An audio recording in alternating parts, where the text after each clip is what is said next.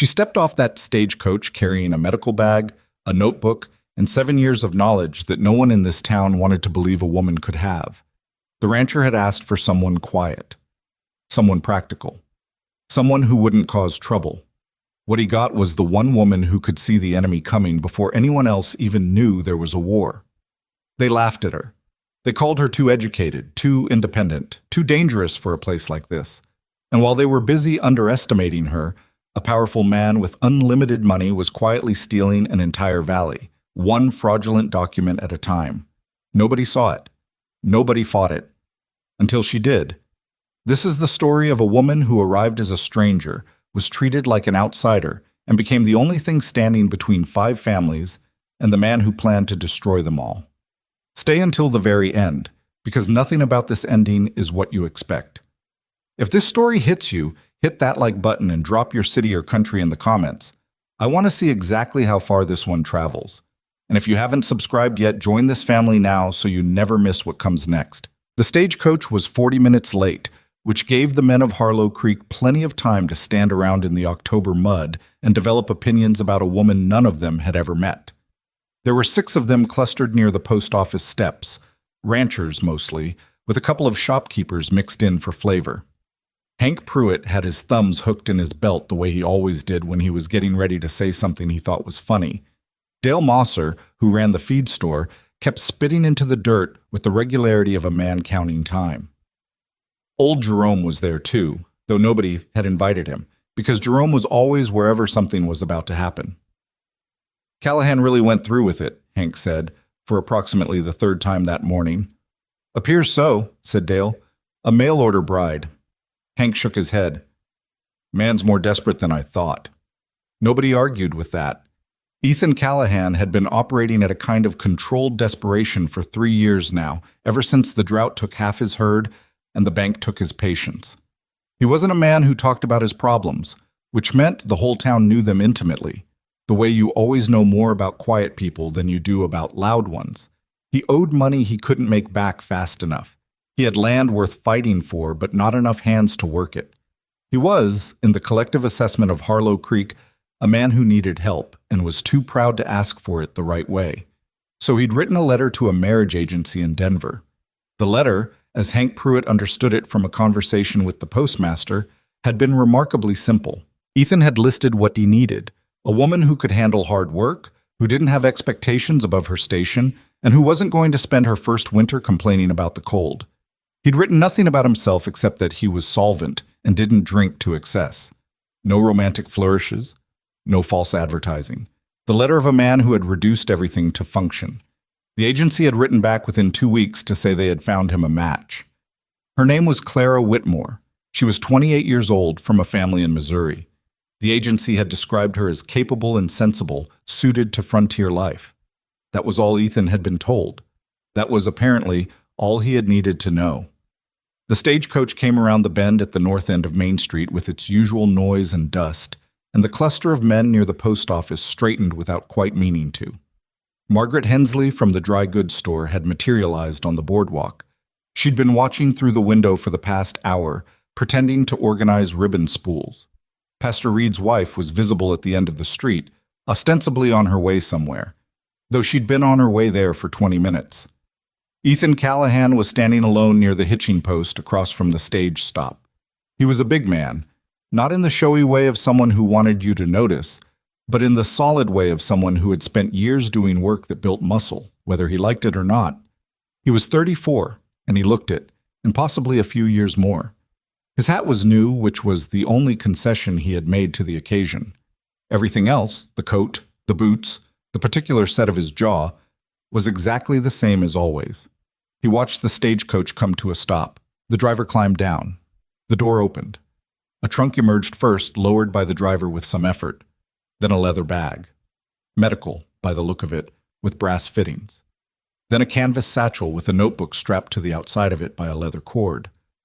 Then Clara Whitmore stepped down, and the entire street went quiet. She was not what anyone had been imagining. She was not small, and she was not meek, and she was not dressed like a woman who had been trying to disappear.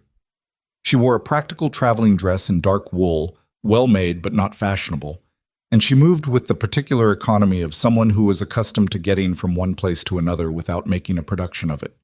Her hair was dark brown, pulled back in a way that suggested function rather than style. She was attractive in a way that took a moment to register, not the kind of attractive that announces itself, but the kind you notice when you're already looking at her for other reasons. She picked up the medical bag herself before the driver could reach for it. She did this without looking at him, automatically, the way you pick up something that belongs to you. Then she looked at Ethan. He looked back. Neither of them said anything for a beat that stretched out long enough for Hank Pruitt to exchange a glance with Dale Mosser. "Mr. Callahan," she said. Her voice was even. Not cold exactly, but measured, like a person who had learned not to spend words before she knew what they were worth. "Miss Whitmore." He moved forward and extended his hand, which she shook once, firmly. "You're later than the schedule said. Axle trouble outside of Pueblo, nothing that couldn't be fixed." She looked past him briefly, not nervously, but the way someone takes in a new place, cataloging. "Is there a place I can wash up before we talk?" He blinked. It wasn't the greeting he'd been expecting, though if someone had pressed him, he couldn't have said exactly what he'd been expecting. "Hotel's got a washroom," he said. "I've got a room booked for you for tonight. We can talk after." "Good." She turned back to the driver. "The trunk needs careful handling. There are glass bottles in the left side." "Yes, ma'am," the driver said in the reflexive tone of a man who had been told what to do by a woman who meant it. Hank Pruitt waited until they were out of earshot before he said anything. "Medical bag," he said. "I saw it," said Dale. "And the notebook. What's she need a notebook for?" "Maybe she's writing a book," old Jerome offered, which no one found helpful. Margaret Hensley had descended from the boardwalk and was standing close enough to participate. "She's a doctor's daughter," she announced, which surprised everyone. "I heard from Edna Cooper, who heard from the agency's correspondent in Denver. Her father was a physician in Missouri. She was trained as his assistant for years before he passed." "A doctor's daughter," Hank repeated, in the tone of someone whose suspicion had been confirmed. "Does Callahan know?" Dale asked. "He didn't ask, apparently," Margaret said, and there was something in her voice that made it hard to tell whether she found this funny or troubling. "He asked for a woman who could handle hard work," old Jerome said thoughtfully. "Reckon a doctor's assistant qualifies." "That's not what I mean, and you know it," Hank said. "She's educated. Women like that—" He paused, searching for the precise form his disapproval should take. "They've got ideas." "Lord help him," said Dale. Thus said.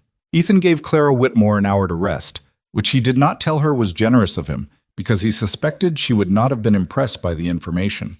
He spent the hour doing the things he always did when he was waiting out something uncomfortable.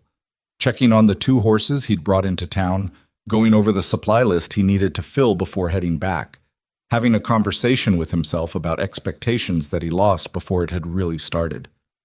He did not know what to make of her. This bothered him more than it should have. He had not expected beauty. He hadn't put it in the letter because it wasn't what he was looking for, and putting something in the letter meant asking for it. He had not expected plainness either, really. He'd been trying not to think about it. But when she'd stepped down from that coach with the medical bag and the measuring look, he'd felt something shift in his assessment of the situation in a way he couldn't yet name. At the hotel restaurant, over coffee that was worse than either of them said, they had the conversation. "I need to be honest with you," Clara said before he had a chance to begin. She set down her cup and looked at him directly. "I know the agency described me as suited to frontier life. That's accurate, but it's incomplete. I'm a trained medical assistant. I've been working as one for 7 years. When my father died, I was the primary person keeping his practice running. I know how to manage records, treat injuries, handle medications, and deal with situations most people can't." Ethan listened to this without expression. "I can also cook, preserve food, manage livestock in basic ways, and run a household. I'm not telling you this to seem exceptional. I'm telling you because I know what I'm bringing, and I think you should too." "What are you expecting in return?" he asked. "A fair arrangement, my own space. Something to do that isn't just surviving." She paused. "I've had that before. I don't want it again." He didn't ask what she meant. The answer was visible enough in the economy of the statement. A life compressed into something too small, at some point, for a reason she wasn't going to explain to a stranger over bad coffee. "The ranch is rough," he said. "Not charming rough, actually rough.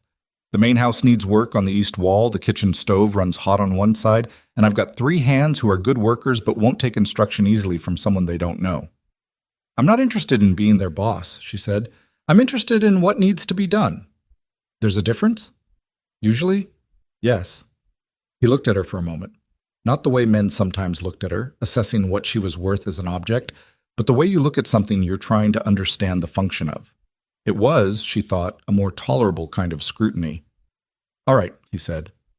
"All right," she agreed. They rode out of Harlow Creek the next morning with Clara's trunk secured in the wagon bed and her medical bag at her feet. They didn't talk much on the road, which suited both of them. The country was big and brown and cold at the edges, the sky the kind of pale gray that promised weather within a few days. Clara watched it with the practiced attention of someone who had learned to read warnings before they arrived. The Callahan Ranch was not the worst thing she'd seen. That was the most honest positive she could formulate in the first 20 minutes. The house was solid, stone foundation, good timber in the walls, the kind of construction that had been done by someone who knew what they were doing and wasn't cutting corners. But it had the look of a place that had been letting things slide, not from laziness, but from the kind of exhaustion that comes when too much falls on too few people. The east wall had a crack running from the window frame down toward the foundation that Clara measured with her eye and filed away immediately. The kitchen garden was overgrown and past its season, but the soil under the dead growth looked dark and workable. One of the fence posts along the south pasture was leaning at an angle that suggested the ground beneath it had shifted, which was either drainage trouble or something worse. Ethan showed her the house without commentary, which she appreciated. He pointed out the stove's eccentricities and showed her which key went to which lock, and told her the root cellar was accessed from outside. Practical information.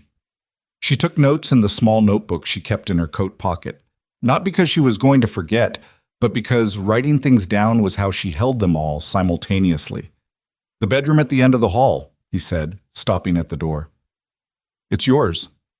She looked in, small, clean, with a window that faced east. The bed was narrow but real, not a pallet. "Thank you," she said, and meant it. He nodded once and went back down the hall, and she heard him go out the front door and across the porch and into the yard, back to whatever work had been waiting for him since before dawn. She met the ranch hands before supper. There were 3 of them. Tom Beale, who was 40-something and weathered past the point of guessing more precisely, with the deliberate movements of a man who had learned to conserve himself. Luis Garza, who was young and fast and seemed to process most things through a kind of cheerful skepticism that Clara found, on reflection, reasonable, and a man everyone called Rook, whose given name she learned later was Robert, who said almost nothing but watched her throughout the meal with the unreadable attention of someone who hadn't decided what she was yet. Tom was polite in the formal way of a man who had been taught manners and chose to use them with people who'd earned it. He said, "Miss Whitmore," and passed things when asked, and otherwise treated her presence as a fact he was absorbing. Louise said, "So you're a doctor?" Almost immediately. "A medical assistant," Clara corrected. "What's the difference?" "Doctors prescribe. I treat." "Huh." Louise considered this. "My brother broke his hand last spring. Think you could have done anything about it?" "Depends how he broke it. And when you got to me, what happened?" She learned about Luis's brother's hand, a wagon wheel, 2 fingers, set badly by the only available doctor who'd been half drunk, over the first part of supper, and by the time Tom was reaching for the bread, she understood that Luis Garza was going to decide very quickly whether he trusted her, and the decision would be based on whether she was straight with him rather than whether she was impressive. Rook ate without looking at her directly, but she noticed that he moved his chair slightly when she sat down. Not away from her, just repositioning in a way that meant he could see both her and the door. She filed this away too. Ethan ate at the head of the table and let the conversation do what it did. He said 4 things total during supper, all of them informational. He wasn't ignoring her. She could feel him listening, but he was also giving her room to find her own footing, which she recognized and was grateful for. After supper, Rook disappeared. Luis offered to help with the dishes, which Clara declined, and he looked mildly relieved. Tom stayed at the table over his coffee long enough to say, quietly, "The boss works hard," in a tone that meant several things at once. He left before she could ask which things. The trouble with the east wall turned out to be worse than the crack suggested. She found this out on the third day, when she was examining the foundation from outside and discovered that the stone on the corner had been compromised by water getting in from a damaged length of drain channel above it. The channel itself was clogged with debris and had been running the wrong way for probably a season, maybe more. Water had been slowly working its way into the mortar. She spent an hour clearing the channel herself, because she was there, and because there was no reason not to. When Ethan came around the side of the house and found her on the short ladder with her arms full of wet leaves, he stopped. "What are you doing?" he said. It wasn't quite a question. "Your drain channel's been running backward. There's water damage in the east corner." She held up a handful of debris. "The channel was completely blocked. Once this dries out, the mortar will need to be repointed, but at least you won't be adding to the problem." He looked at the corner she was indicating. "I didn't know that was blocked," he said. "You couldn't see it from the ground. You'd need to go up." She came down the ladder and set the debris aside. The crack in the wall goes down 6 inches into the foundation stone. Not structural, not yet, but it will be if you get a wet winter and it freezes. He was quiet for a moment, then, "How do you know about foundation repair?" "My father's medical practice was in an old building that needed constant attention. I learned from the men he hired." She cleaned her hands on the rag she'd tucked through her belt loop. "I can tell you what needs to be done. I can't do the heavy stonework myself." "I can do that," he said, "if you show me where." She showed him. That was how it started. Not with a grand gesture or declaration of any kind, but with a woman on a ladder and a man who was willing to look at what she was pointing at. The first week passed in the rhythm of what needed doing. Clara reorganized the supply records, which had been kept in 3 different notebooks with no consistent system, losing Ethan approximately 2 hours of searching per month. She rebuilt them into a single ledger with clear categories and a running inventory. She did this without mentioning it to him first, and when he found it on the kitchen table, he stood over it for a long moment. "Did I do something you'd prefer differently?" she asked from the doorway. "No," he said. "I should have asked." "Probably." He turned a page. "But this is better than what I had." She treated Tom Beale's knee on the 4th day, because she had noticed him favoring it and asked directly, and he had been too surprised by the directness to refuse. It was an old injury, badly managed.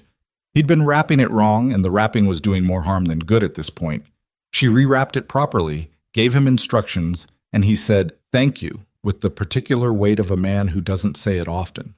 Luis had a cut on his forearm from a fence repair that he'd been ignoring. She cleaned and bandaged it on day 5, during which he told her 3 stories about his family in New Mexico, none of which were exactly the point, but all of which were him figuring out what he thought of her. Rook came to her on day 7, at the end of the evening, and stood in the kitchen doorway. "My hands," he said, and held them out. Both palms were cracked and bleeding in the places where the cold had split the skin open. He'd been managing it wrong, or rather, not managing it at all. She cleaned them and applied a salve and wrapped them and did not make a production of it, and he said nothing, and she said nothing. And when he left, he looked back once from the doorway with an expression that was not gratitude exactly, but was adjacent to it. The next morning, he moved a fence post she'd identified as failing without being asked, and did it correctly. It was Luis who told her about Victor Raines. They were in the barn on the 9th day, Clara examining one of the mares that had been off her feed, and Luis was talking in the easy way he had when he wasn't guarding himself. "And the thing is, Beale thinks Callahan's just being stubborn, but I don't think it's stubbornness. I think he's scared to sell because he knows if he sells, it's over." "Sell what?" Clara asked, watching the mare's eyes. "The north pasture." Luis stopped. "Wait, he didn't tell you?" "Tell me what?" Luis looked at the barn door, as if checking whether Ethan was nearby. Then, "Man named Raines has been after the north pasture for 2 years. Victor Raines. He's got money. Real money. Not ranching money. He runs a land development operation out of Grand Junction. He's been buying up land in this valley for the past 3 or 4 years, one way or another. One way or another, Claire repeated. I mean, some of it's bought fair, but some of it... Louis scratched the back of his neck. The Dunmore family sold last spring. Everybody thought they sold because Sam Dunmore's health was failing, and I think that's what the Dunmores said too. But Tom knows Ed Dunmore from a long time back, and Ed said something once about a survey that didn't look right, and some papers that showed up that he didn't understand, and by the time he'd gotten anyone to explain what the papers meant, somehow the land was already... It just got complicated is all. Clara straightened from examining the mare. What kind of papers? I don't know exactly. Tom might know more. Louise met her eyes. Callahan doesn't talk about Rains if he can help it. I think it goes further back than the business stuff. I think they've got history. But whatever it is, Rains wants that north pasture, and he's not used to not getting what he wants. She was quiet for a moment. The mare nudged her shoulder gently, and she put her hand against the animal's nose automatically. How much of the ranch's income comes from the north pasture? Most of it, Louise said. The grazing rights on the south land aren't worth much anymore. The creek's been running low the past 2 summers. It's still workable, but the grass doesn't hold. North pasture's got the better water, the better soil. Without it, this place is... He stopped. Surviving, Clara finished. Barely, Louise agreed. She went to find Ethan that evening after supper, when the hands had gone to the bunkhouse and the house was quiet. He was at the kitchen table with the account book spread in front of him, doing the kind of arithmetic that never came out the way you wanted. Tell me about Victor Rains, she said. He looked up. She sat down across from him and waited. He was quiet for a moment, the specific quiet of a man deciding how much to say, which she recognized because she'd spent enough time around people who had that particular arithmetic to do. He's been trying to acquire land in this valley for about 3 years, Ethan said finally. North pasture is the one piece he wants that he hasn't got. Why that piece specifically? Water rights. The stream that runs through my north pasture connects to a larger water source further up.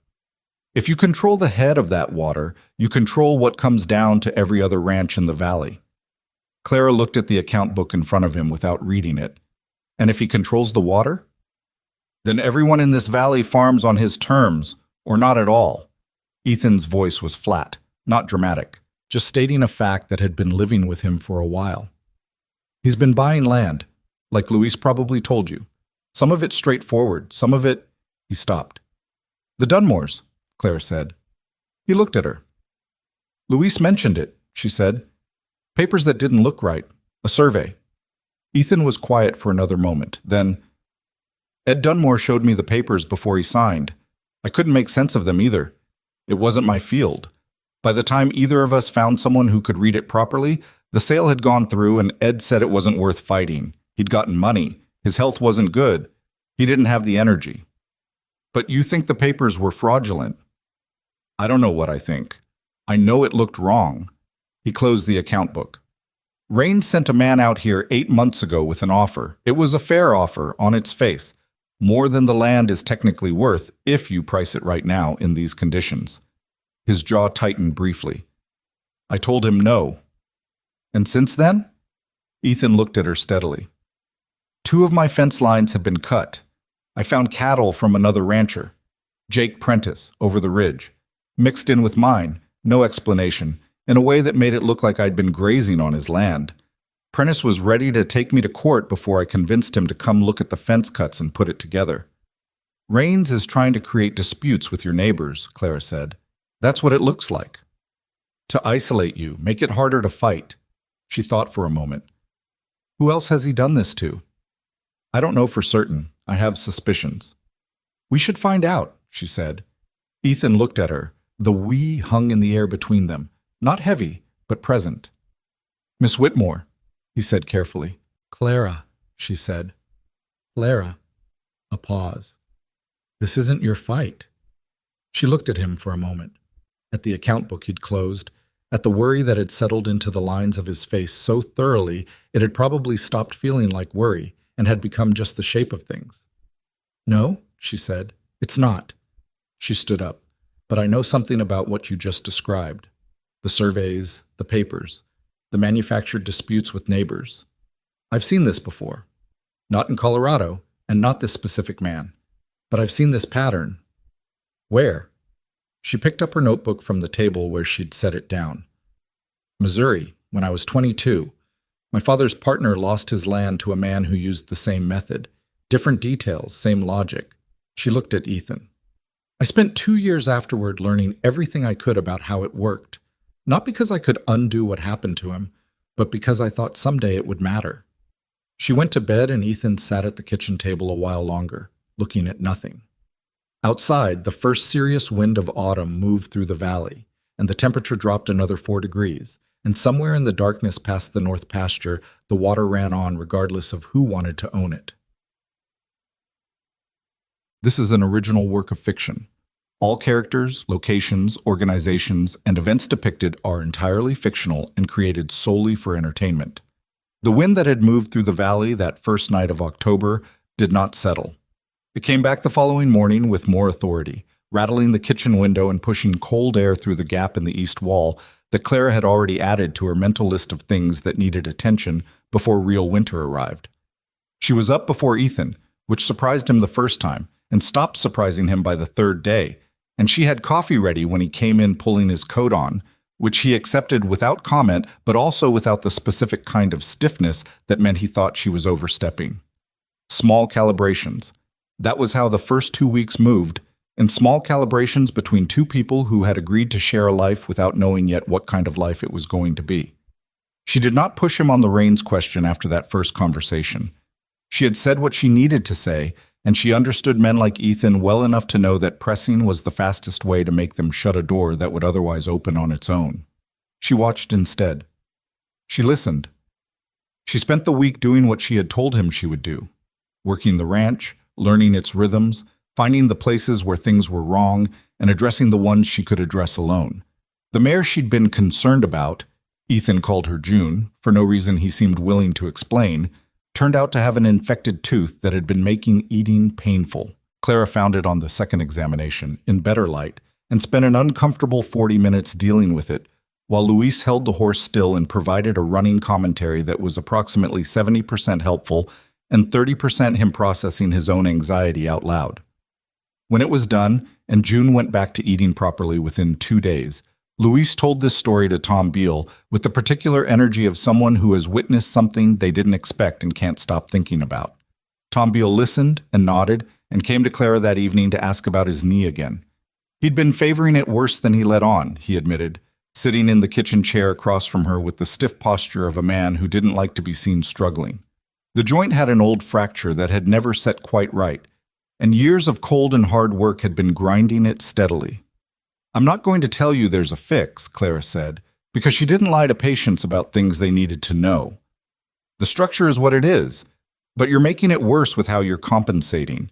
You're putting the strain on the wrong side every time you go up that slope behind the barn. She showed him what she meant, and he watched with the focused attention of a man who is filing information for practical use. What should I be doing instead? She explained it. He listened, nodded, stood up. Obliged, he said, which from Tom Beale was essentially a speech. It was Rook who told her the thing that changed her understanding of what they were dealing with. She'd been puzzled by him since arriving, not threatened because Rook was not the kind of man who made women feel threatened, exactly, but uncertain. He was present and capable, and the other two trusted him without discussion, and Ethan clearly valued him in the specific way you value someone who has been reliable through situations that tested the definition of the word. But he didn't talk, and most people talked enough that she could read them. Rook didn't give her enough to work with.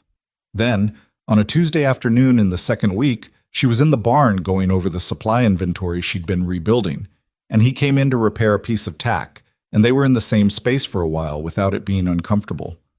After about 20 minutes, without preamble, he said, "You figured out what Raines is doing." She looked up. "Some of it.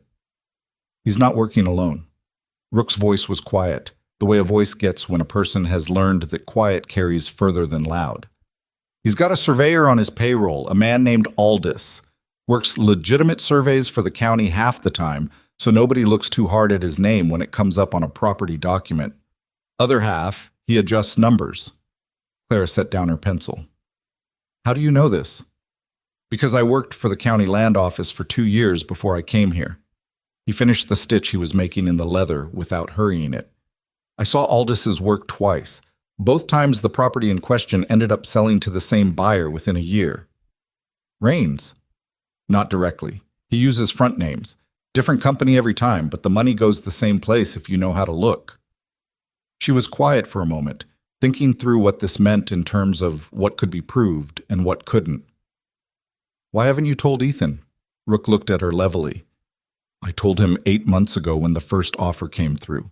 He said he appreciated it and he'd handle things. And? He hasn't handled things. Not said with judgment, just said.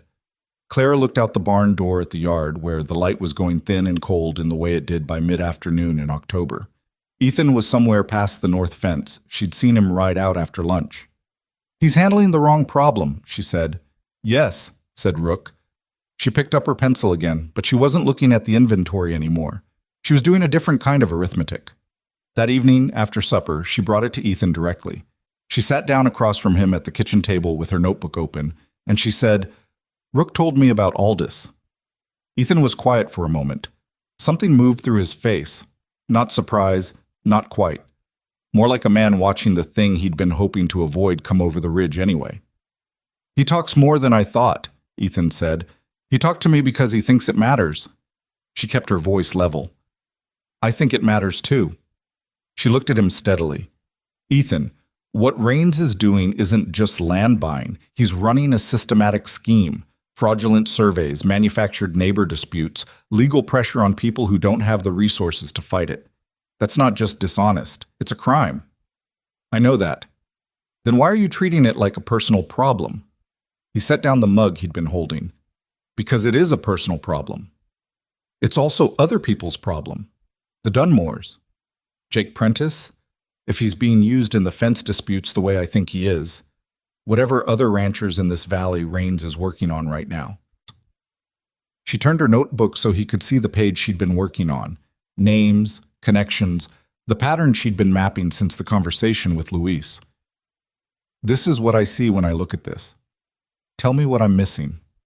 He looked at the page for a long time. The creek that comes through my north pasture, he said slowly. It feeds into 4 other properties.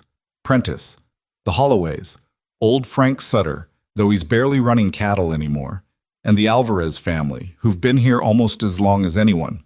He put his finger on the page. If Rains controls the headwaters, all of them are at his mercy. And if he's been doing to them what he's been doing to me, then they're scared and isolated, and they probably don't know it's coordinated, Clara said. They each think it's their problem. He looked up at her. We need to talk to them, she said. I'm not a man who goes to his neighbors and tells them their business. That's not what I'm suggesting. She pulled the notebook back. What I'm suggesting is that you go to your neighbors and ask how things are. Let them tell you. People will tell you a great deal if you ask instead of announce. He was quiet again. She'd noticed that about him, that his quiet was working quiet, not empty quiet. He was thinking, and he did his thinking behind closed doors, and you had to wait for him to come out the other side. Prentice first, he said finally. I've got a reason to call on him anyway, after the cattle incident. Good, she said, and I'd like to come. He looked at her. I know how to listen to people, she said simply. It's most of what a medical assistant does. He didn't argue with that. They rode to Jake Prentice's ranch on a Thursday morning, with the sky low and the temperature in the low 30s, their breath visible in front of them. Prentice was a compact man in his 50s with the quick, contained energy of someone who had never entirely stopped being angry about something. He'd been a fair-weather friend to Ethan at best, respectful, the way neighbors are when they've never been tested against each other. He received them in his kitchen, which was warmer than Ethan's and smelled like rendered lard and old coffee. His wife, a quiet woman named Doris, who watched from the doorway without quite coming in, seemed to be taking a particular interest in Clara. Ethan handled the opening, an apology about the cattle incident, reiterated clearly so there was nothing left hanging, an explanation of the fence cuts he'd found. Prentice listened with his arms crossed, which was his default posture and didn't mean what it looked like. I know it wasn't you, Prentice said. I knew it wasn't you when Doris talked me down from doing something stupid about it.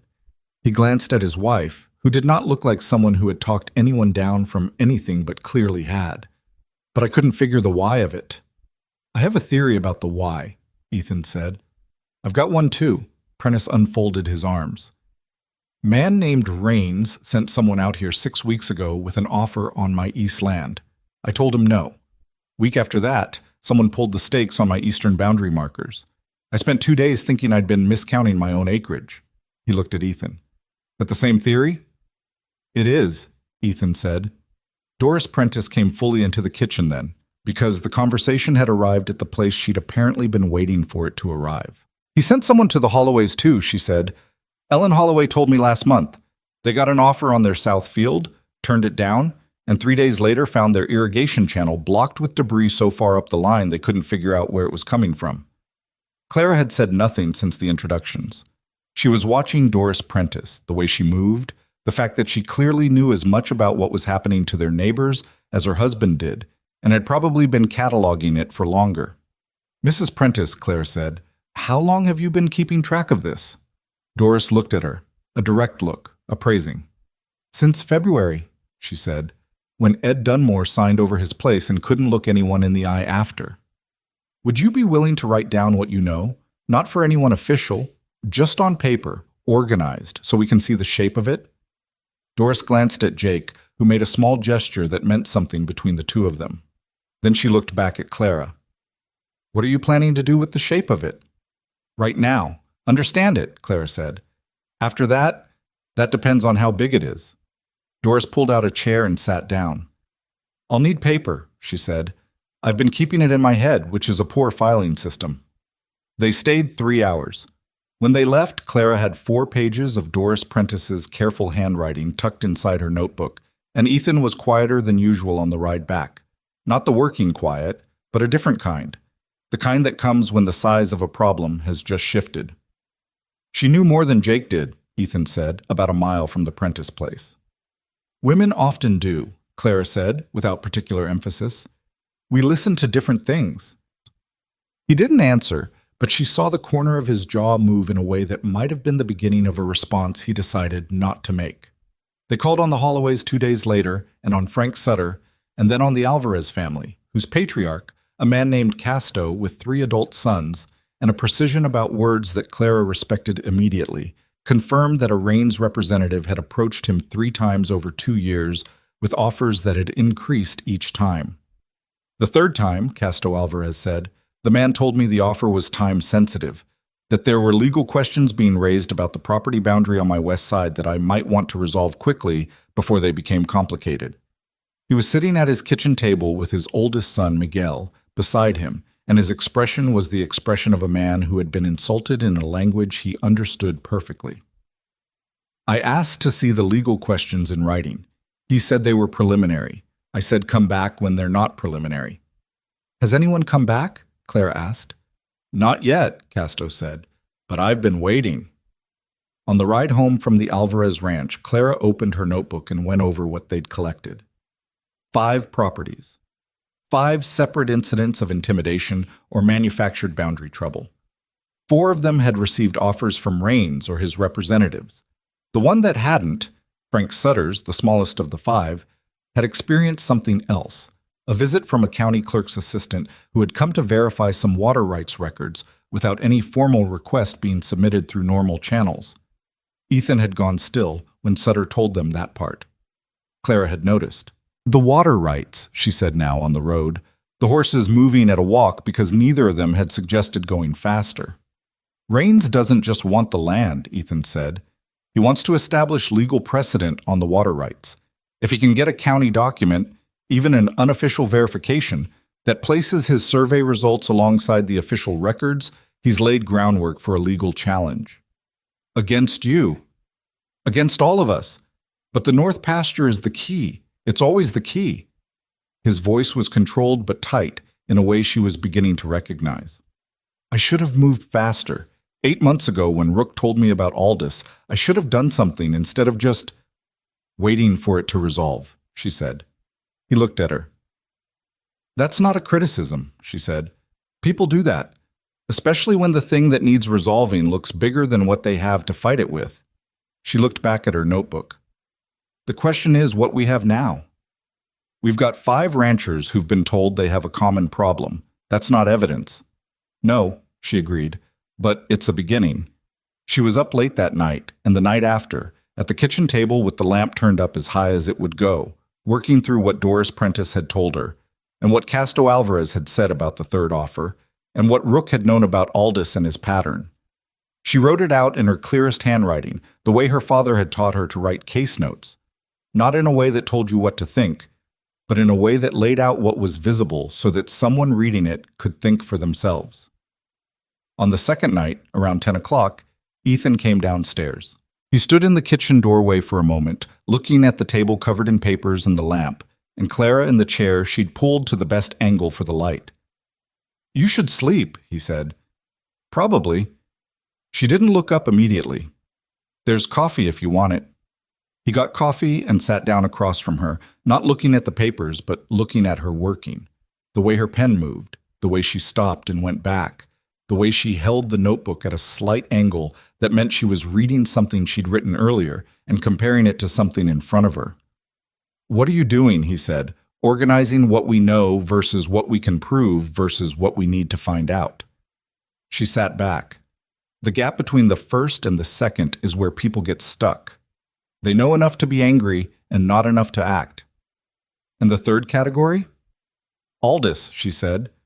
"If he's adjusted surveys on those other properties, there should be inconsistencies visible if you compare his surveys to older records. The county land office would have the originals." She looked at him. "Rook said he used to work there." "He did." "Does he still have contacts there?" Ethan was quiet for a moment. Then, "I don't know, I could ask." "I'd like you to." He looked at the papers on the table, and she could see him doing that same thing she'd watched him do before, taking in something he'd been keeping at arm's length and letting it get close enough to be real. "I don't want to drag people into something that blows back on them," he said. "Rook's got a life here. The Prentices have got a family." "They're already in it," Clara said. "Rains put them in it. The only question is whether they fight it or let it happen to them." Well, that's a simple way to put something that isn't simple. "I know it isn't simple." She held his gaze. "I'm not saying it's easy. I'm saying the choice is real, and it's happening now, not later." He drank his coffee and looked at the table. "You said you studied this," he said, after a while. "After what happened in Missouri. You said you spent 2 years learning how it worked." "Yes." "Why?" She was quiet for a moment. Outside, the wind was up again, doing its best work against the east wall, and she could hear it finding the gaps. "Because watching someone lose everything they built to a man who used the law like a weapon, and not being able to do anything about it, that's a feeling you don't recover from cleanly," she said.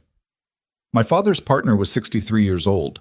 He'd built that practice from nothing. He died 2 years after he lost it, and I don't think he died of whatever the doctor wrote down." She picked up her pen and set it down again. "I told myself I'd learn enough that the next time I saw it happening, I'd know what to do." Ethan said nothing for a moment. "This is the next time," he said. "Yes." He stood up, brought his cup to the counter. He stood there a moment with his back to her, looking at nothing, and she let him. "I'll talk to Rook in the morning," he said. "All right." He went back to bed. She sat at the table another hour writing until the lamp oil was running low enough that she needed to be careful about how much longer she pushed it. She was thinking about the survey records. She was thinking about the gap between what you know and what you can prove, and the specific kind of distance that separated them, and whether they had what they needed to close it, and what it was going to cost when Raines figured out that someone on the Callahan ranch had started looking at him clearly.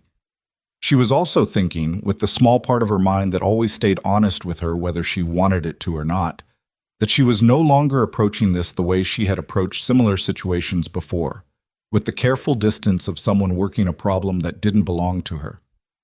She cared how this came out. For the Prentices and the Alvarez and Frank Sutter with his water rights and the Holloways with their blocked irrigation. And for Ethan, who had built something on this land that deserved to stand and who was starting, finally, to let himself believe he didn't have to defend it alone.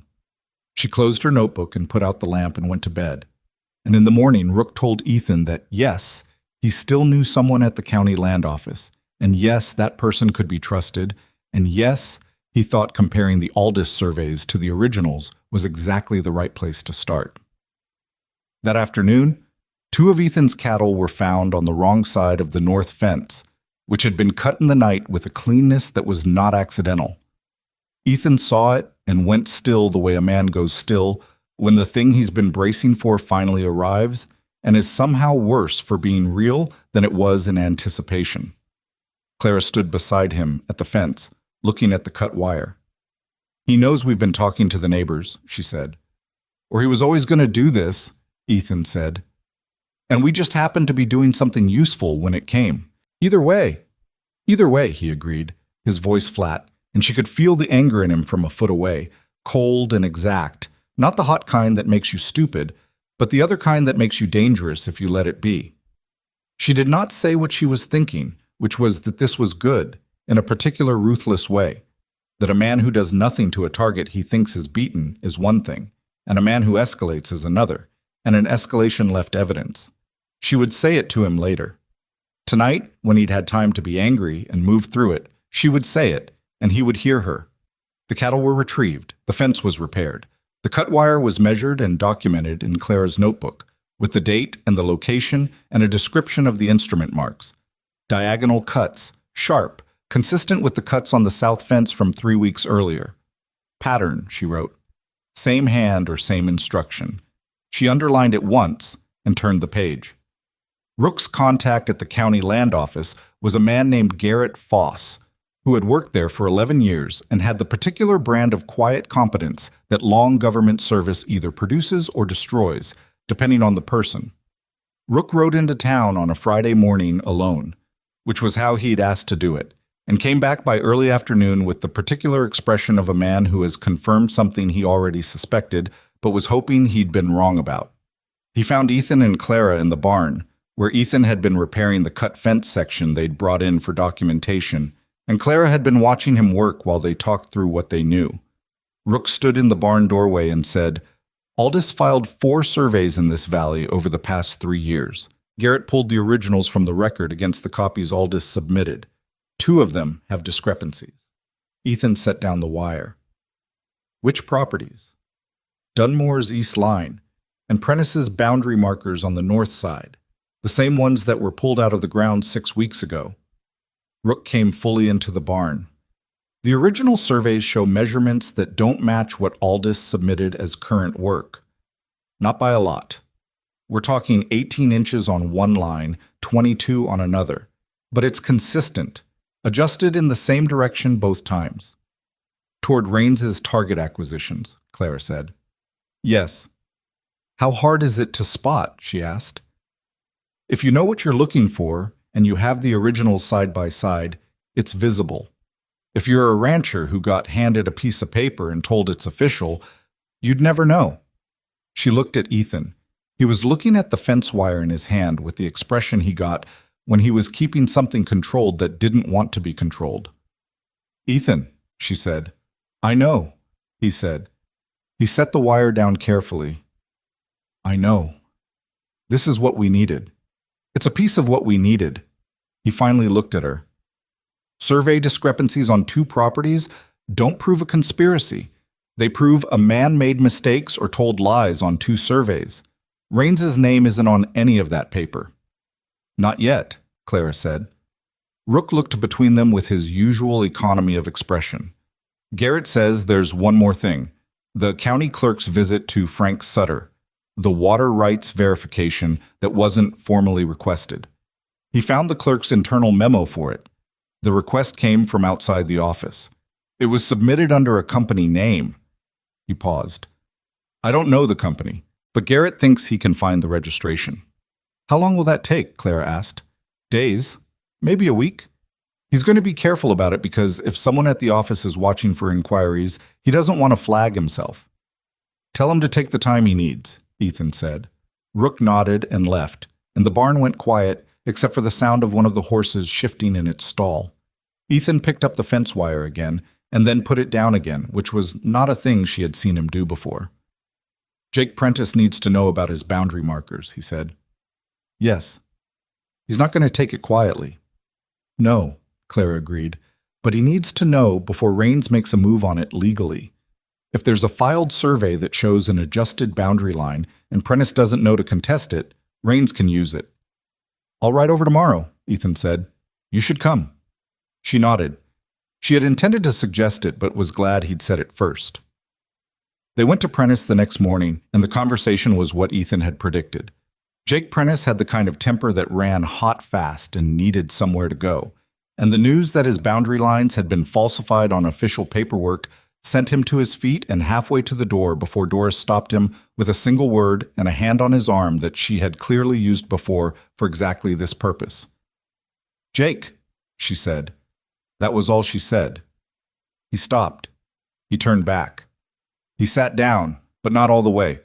He was at the edge of the chair and his hands were on the table, and Clara could see the effort of containment. Tell me the rest, he said to Clara rather than Ethan, which surprised her slightly, and she let it pass. She told him the rest. The Dunmore survey discrepancy. The company name on the clerk's memo that they were still trying to trace. The pattern of isolation. Each rancher believing their trouble was their own, Rains working them individually so they'd never see it as a coordinated attack. He's been playing us like we don't talk to each other, Prentice said. Yes, Clara said. And mostly it worked, because the things that happened to each of you seemed like separate incidents. Bad luck, neighborly disputes. Nobody's first thought is conspiracy. What do we do? She looked at Ethan, because this was his valley and his neighbors, and the answer needed to come from him. He understood the look. We get everyone together, Ethan said. All 5 properties. Let everyone hear the same information at once. Prentice was quiet for a moment. Casto Alvarez isn't going to like being called to a meeting. Casto Alvarez isn't going to like Rains any better, Ethan said, and I'd rather have him annoyed and informed than comfortable and blind. Prentice looked at his wife. Doris was already thinking.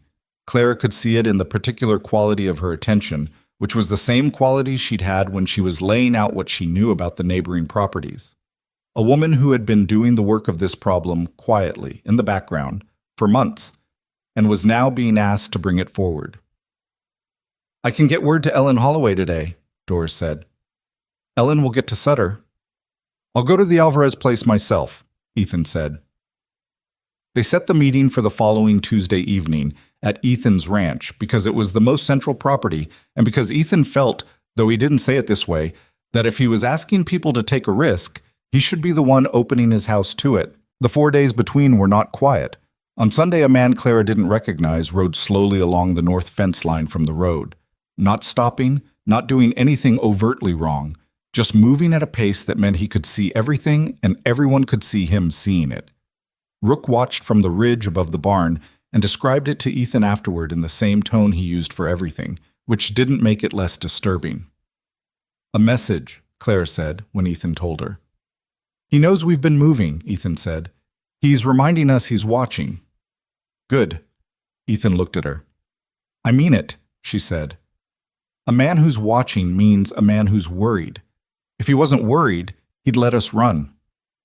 On Monday, Ethan came in from the north pasture in the late afternoon with mud on his boots and something in his face that was past the tension she'd become accustomed to reading. He stood at the kitchen sink and washed his hands and didn't say anything for a moment, and she waited. Someone moved the herd last night, he said. Pushed 60 head of cattle from the upper pasture down through the north fence into the lower field. The fence is cut again. It would have taken 3 or 4 men at least. She set down what she was doing. Were any injured? 2 calves with cuts from the wire. Nothing that won't heal.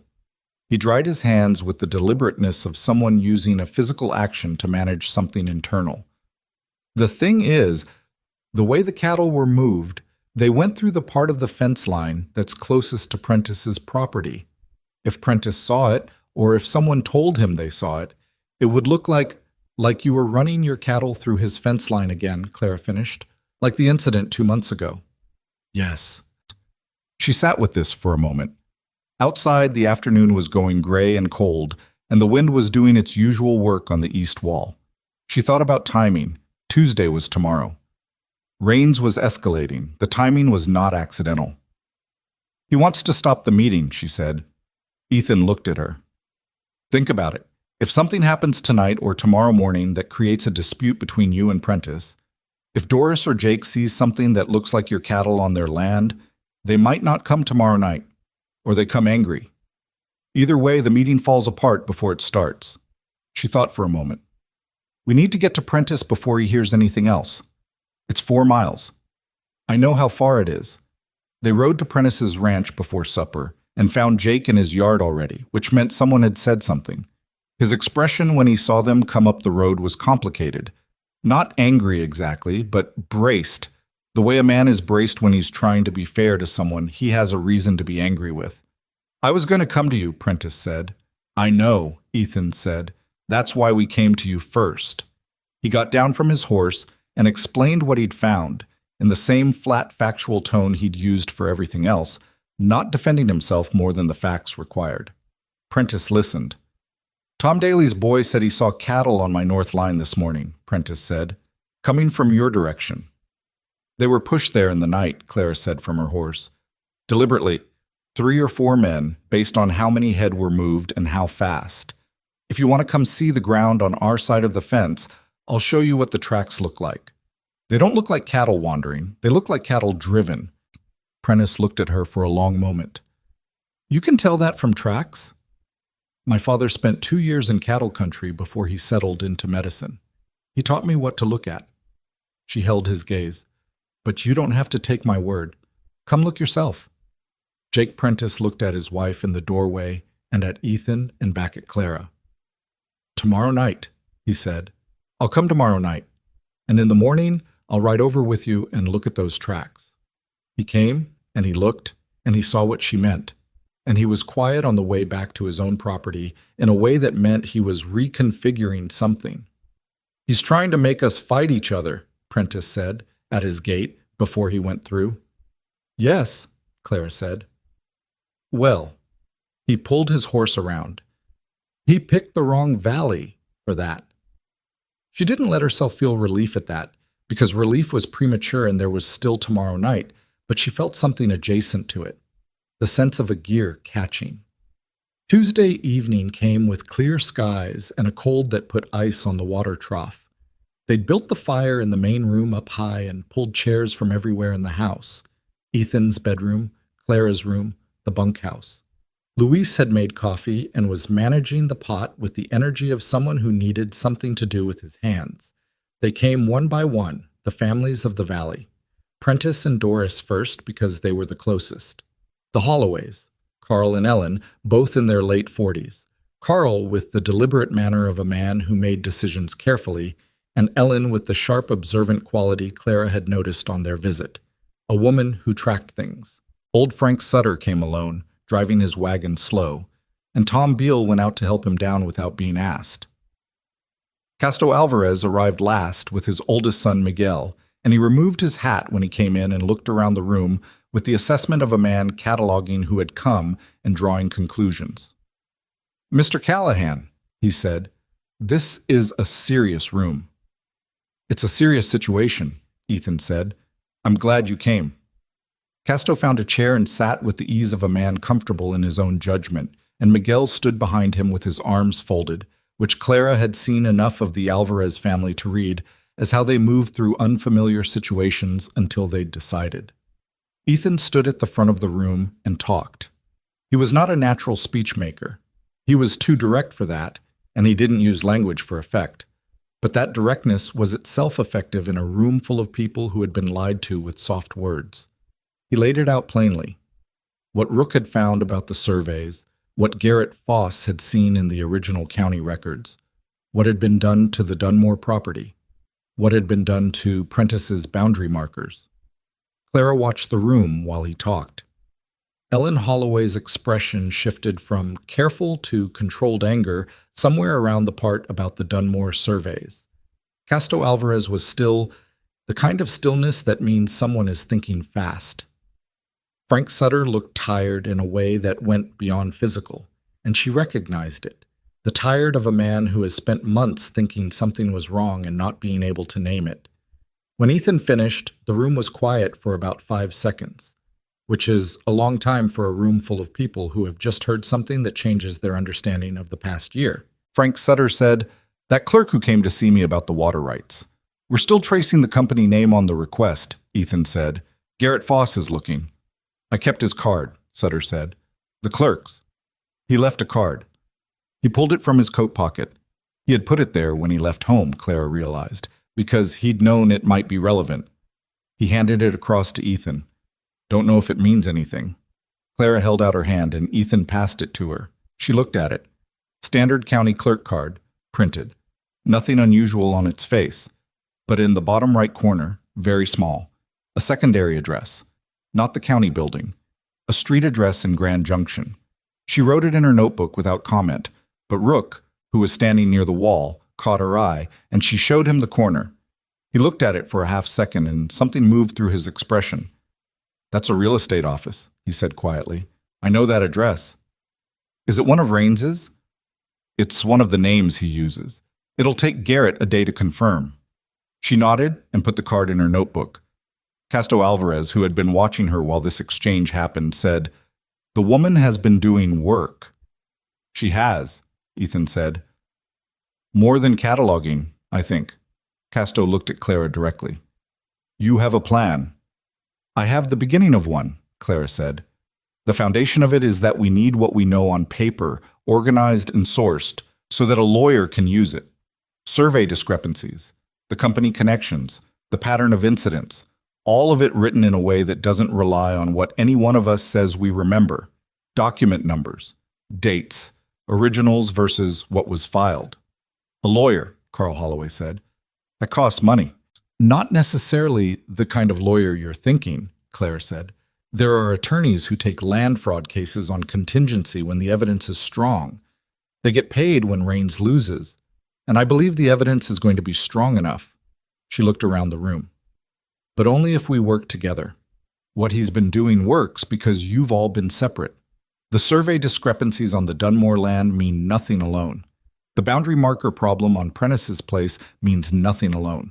Put them together with the water rights fishing trip on Sutter's property and the Alvarez pressure campaign and what's been happening on this ranch. It becomes a pattern that's hard to argue away." The room was quiet again, but a different kind of quiet. "What do we need to do?" Ellen Holloway asked. "Write down everything," Clara said. "The same way Doris did. Dates, what was said, who said it, what showed up on your land or in your records that shouldn't have been there. Anything that felt wrong, even if you couldn't say why. Put it on paper. And then? Then I organize it, and we find an attorney." "Do you know one?" Casto asked. "I know of one," Claire said. "In Denver. A man who spent years working for the federal land office before he went into private practice. He knows land fraud law better than most, and he's argued cases against larger operations than Raines." She had written to him 3 days ago.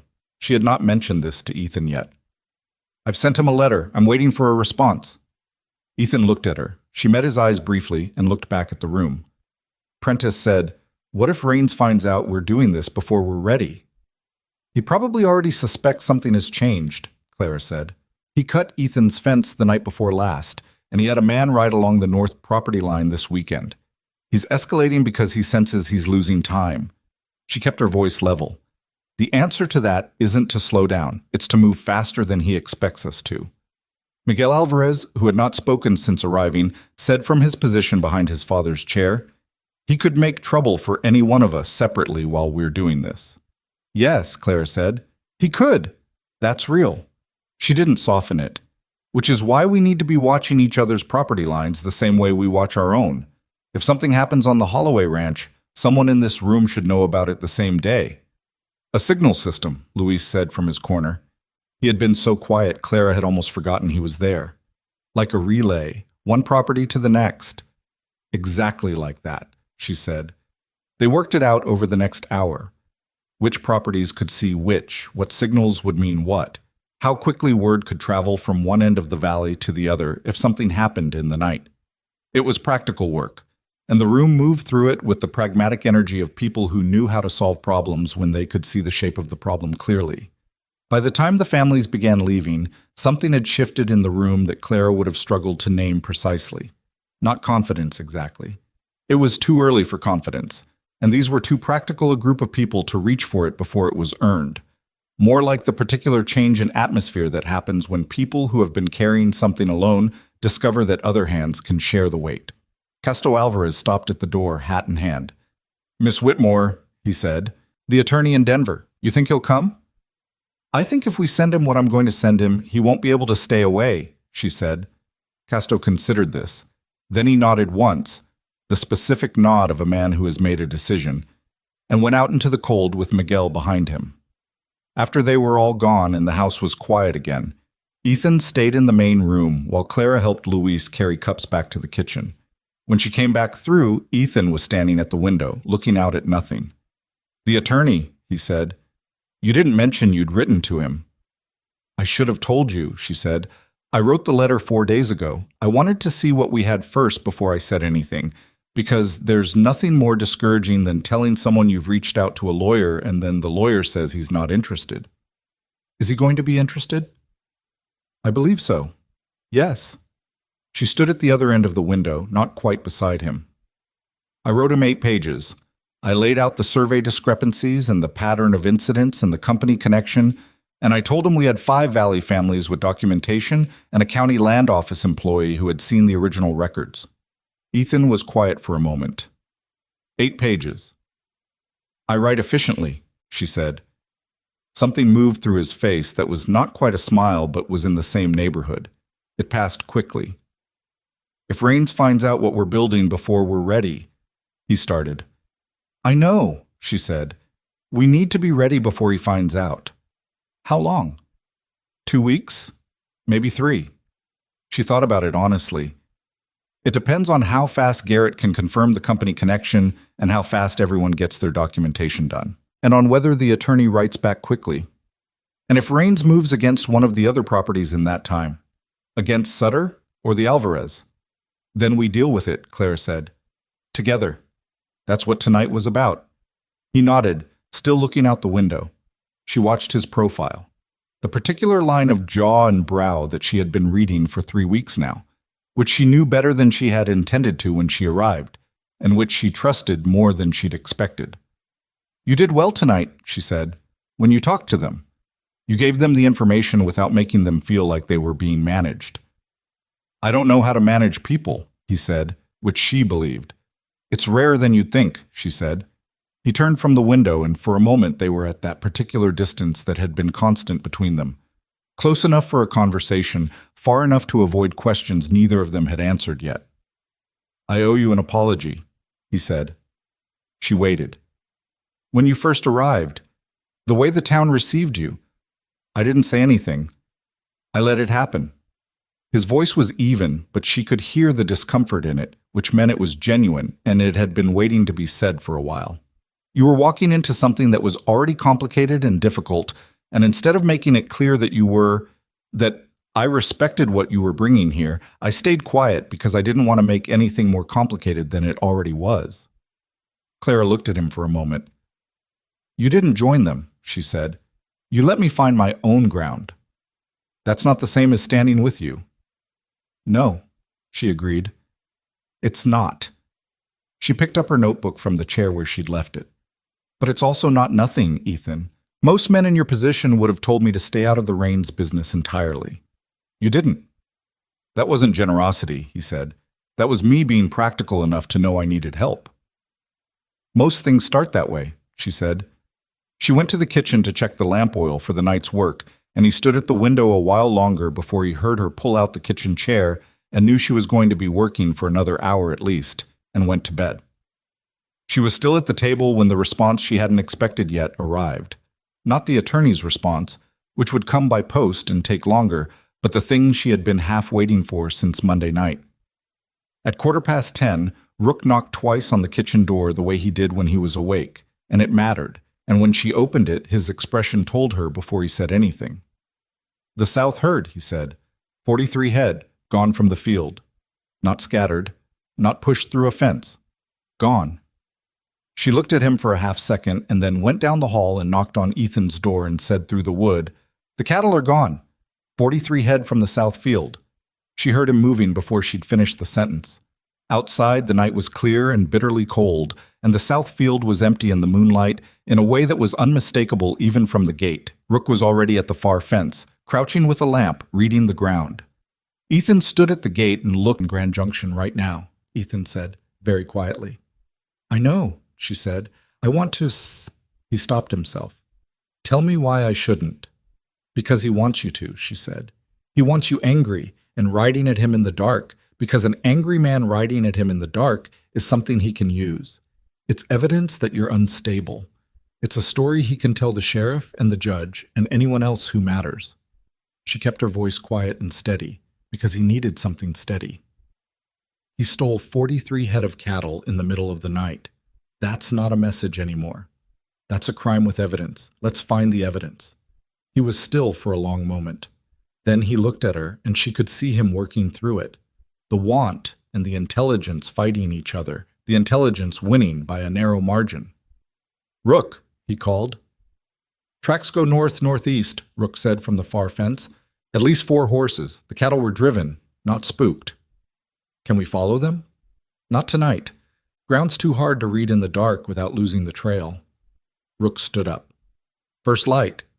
Ethan turned back to the empty field one more time. Clara watched him look at it, at the thing he had built, and was watching being taken apart piece by piece by a man who believed that enough money made you immune to consequence. First light, Ethan said, and went back inside to wait out the remaining hours of the night, which was one of the harder things she had seen him do, and she had seen him do a number of hard things in 3 weeks. She went back to the kitchen table.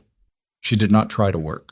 She sat with her coffee and her notebook closed and watched the window lighten by degrees, and thought about the attorney in Denver and the evidence Garrett Foss was building, and the 8 families sitting across the valley who had decided tonight to stop being alone in their trouble.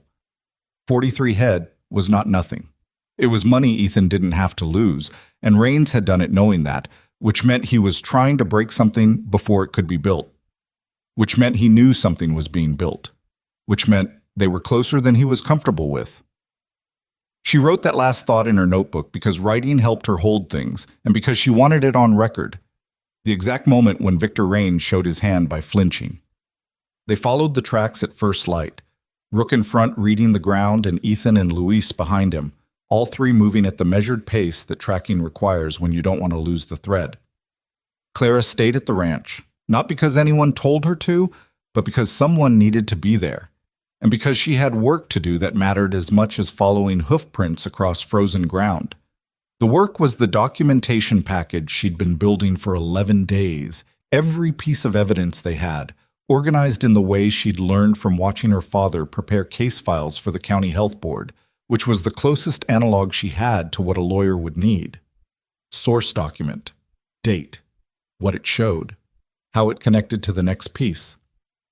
She had been doing this in pieces, late at night, and now she spread it across the kitchen table in full and went through it from the beginning the way you check a wound you've been treating, not to admire the work, but to find what you'd missed. The survey discrepancies were the strongest thread.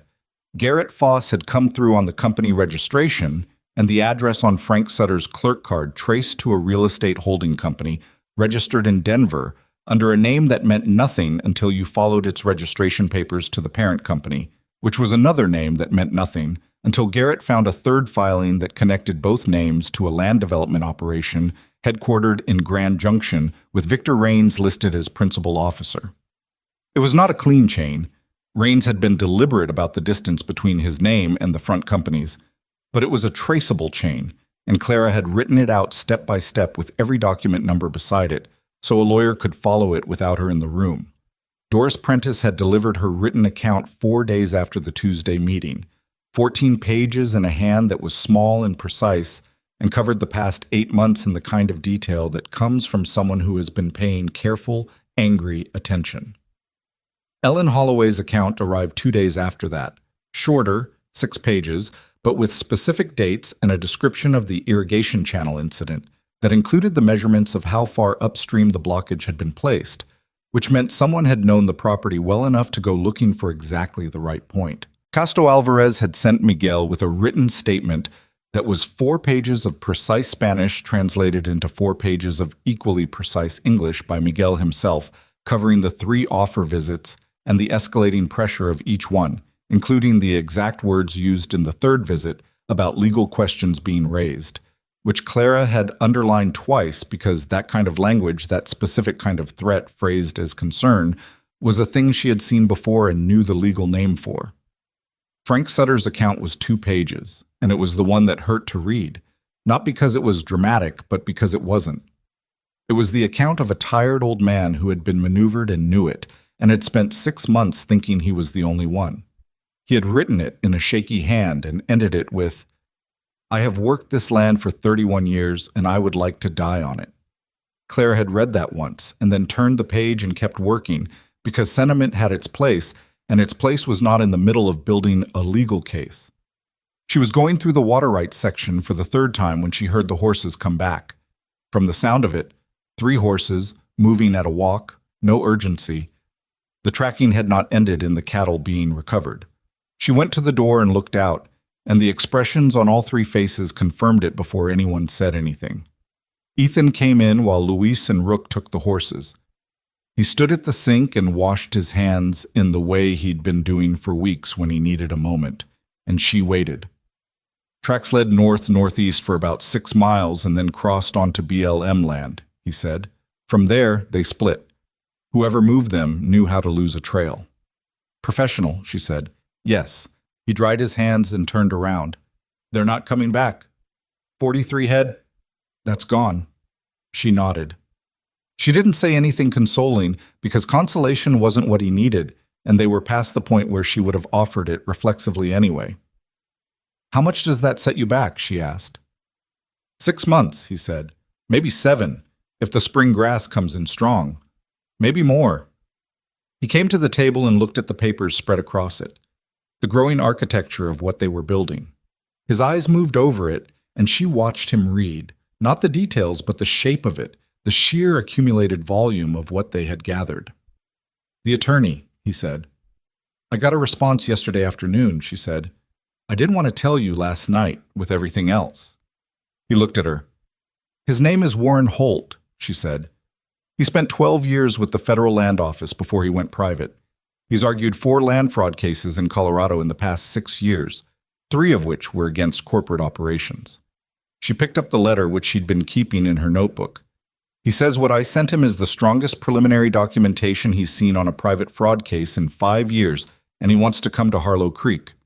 Ethan was quiet for a moment. When? He's asking for 10 days. He has a case in Denver he needs to finish. She set the letter down. I wrote back this morning and told him 10 days was acceptable. You wrote back this morning?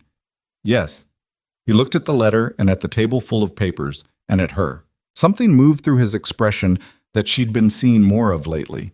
Not softness, exactly, because Ethan Callahan did not run to soft, but something that was the recognition of one person by another, the specific kind that happens when you've been watching someone work and you've finally taken in the full scope of what they've been doing. You should have told me before you wrote back, he said. You're right, she said. I should have. She met his eyes. I was afraid if I waited for the right moment to tell you, the right moment wouldn't come before he needed an answer. He looked at her for a moment, then, Is he good? He's very good. He's also expensive, but he works contingency on cases he believes in, and his letter suggests he believes in this one. Why? Because of the survey evidence, because of the company chain Garrett found, and she paused. I told him about Raines's escalation pattern, the fence cuts, the cattle incidents, the manufactured disputes. I told him that a man running a clean fraud scheme doesn't escalate the way Raines has been escalating. What does that tell him? That Raines is scared of something. That means there's something to be scared of. A lawyer looking at a case wants to know there's a nerve to press. She folded the letter and put it back in her notebook. He'll be here in 10 days. Ethan sat down at the table across from her, across from the papers, across from the evidence she'd been building, and put both hands flat on the surface the way he sometimes did when he was thinking and wanted the physical anchor of something solid. The cattle, he said. When this is over, When Holt argues the case and the judge rules, is there any way to recover what was taken? If we can prove Raines ordered it, yes. It would be part of the damages claim. She looked at him honestly. I can't promise that. We can prove the fence cuts are connected. Whether we can connect the cattle theft directly to a Raines order depends on whether anyone who was involved is willing to say so. That's a long shot. It's not a sure thing, she agreed, but it's not impossible either. Men who work for someone like Raines aren't usually loyal out of love. They're loyal while it pays. He didn't answer that. He looked at the papers again. There's something else, Clara said. She had been deciding how to say this for 2 days. I've been thinking about the escalation, the cattle, the fence cuts, the man who rode the property line last weekend. Raines is doing more than trying to pressure you. He's trying to create a record. She picked up her pen and turned it in her fingers, a habit she had when she was thinking through something complicated. If he can document a series of incidents that look like the Callahan Ranch is in dispute with multiple neighbors, if he can show Jake Prentice's boundary problems and your cattle on Prentice's land and the manufactured confusion about your herd, then when this goes to court, his lawyer can argue that the land in question is already compromised, that the value is uncertain because the ownership and use rights are tangled. Ethan looked at her with the focused attention of someone who has understood something and doesn't like what he's understood. He's building a parallel case. A defensive one, yes. She set the pen down, which means when Warren Holt arrives, we need to be prepared not just to prove fraud, but to disprove the picture Raines has been trying to paint of this property. How? By having every incident documented with our account of it and our evidence of how it was manufactured. Doris Prentice's statement helps with the boundary marker incident. Your account of the fence cuts with the wire samples helps with the cattle incidents. She looked at him. And I think we need a statement from Jake Prentice himself on record, saying that the cattle incidents on his property were not your doing and that he has reason to believe they were manufactured. He'll do that, Ethan said without hesitation. I thought he would. I'll draft something for him to review. Outside, the wind had picked up, and the morning was burning cold and clear in the way that Colorado did in November, everything visible and nothing forgiving. Clara looked at the window for a moment, at the bright, hard quality of the light, and thought about the specific geometry of what they were trying to do. 2 lines of argument meeting in the same courtroom, their line and Raines's line, and the question of which was more credible to a judge who didn't know this valley. He's going to go after you, Ethan said. She looked at him. In court. Or before court. In town. In reputation. His voice was careful. You're the most visible part of what we're building. People already talk about you being here. Hank Pruitt has made 3 separate observations to 3 separate people about what a doctor's daughter from Missouri thinks she's doing running a legal campaign from a ranch house. He looked at her directly. Raines has people who listen to that kind of talk. And a woman who isn't from here who arrived as a mail-order bride and is now this. He gestured at the table. He'll find a way to use it. I know, she said. Does it bother you? She thought about this honestly. Yes, she said. It bothers me in the way that unfair things bother me, but it doesn't change what needs to be done. He nodded slowly. And if he tries to use it in court, to say I'm not credible, that I'm an outsider with no standing, she picked up the documentation stack and squared the edges. Warren Holt is going to walk in with survey records, company registrations, a county land office employee's testimony, and written accounts from 5 Valley families. My credibility is the least important thing in that room. You believe that? I believe the evidence is stronger than whatever story Raines tells about me. She looked at him. But thank you for telling me. I'd rather know it's coming. He nodded again, and she could see that he had more to say and was deciding whether to say it, and she waited, and he said it. I didn't think you'd stay, he said. When you first came, I thought you'd see what it was and find a reason to leave before winter. Why? Because it's hard here. Because the town was unkind to you from the first day. Because what I offered you it wasn't much. She looked at him for a long moment. I didn't come here for much, she said. I came here for something real. She looked at the window again, at the cold, bright day. This is real. He was quiet. She let it be quiet. Then the sound of a horse coming fast up the road broke it. Not the easy pace of someone on an errand, but the urgent beat of someone who had decided not to slow down. Ethan was at the door before Clara had closed her notebook. Miguel Alvarez pulled up in the yard, and he was 17 years old and trying to hold his face the way his father held his, but underneath it he was shaken. "My father sent me," he said from the saddle. "There's a man in Harlow Creek. He's been talking to people since yesterday. At the hotel, at the feed store, at Margaret Hensley's place.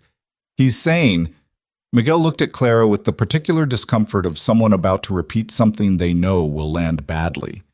"He's saying Miss Whitmore isn't who she claims to be. That she wasn't her father's assistant. That she left Missouri under circumstances that people there wouldn't talk about. He's saying she came here because nobody in Missouri would have her anymore."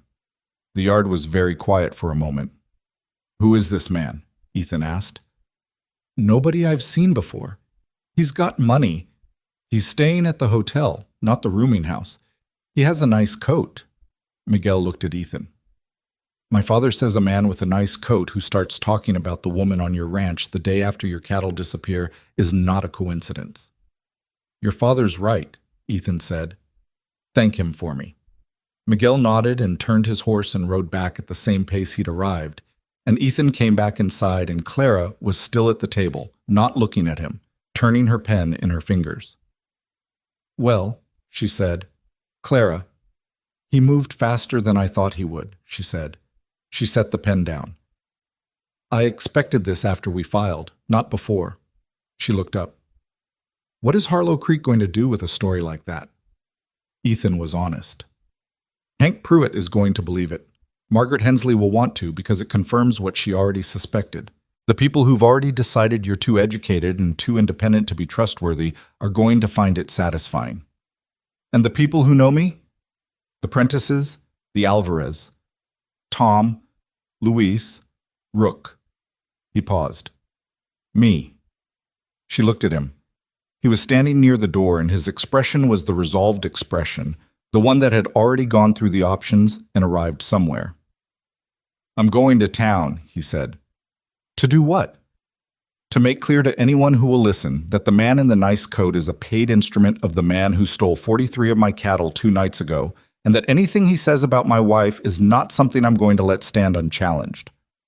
The word landed in the room without drama, because he'd said it plainly, without the weight some men would have put on it, not marking ownership, just stating what was true. She was his wife. He was going to say so to people who were doubting her because it was accurate and it was what you did. She picked up her pen. "All right," she said. "Go to town, and while you're there, find out his name if you can. We should know who we're dealing with." He went. She stayed at the table and kept working because the documentation didn't care about the man in the nice coat, and Warren Holt was going to need everything she had ready when he arrived, and falling apart over Raines's opening move against her reputation was a thing she was not going to do. It took effort. She was honest with herself about that.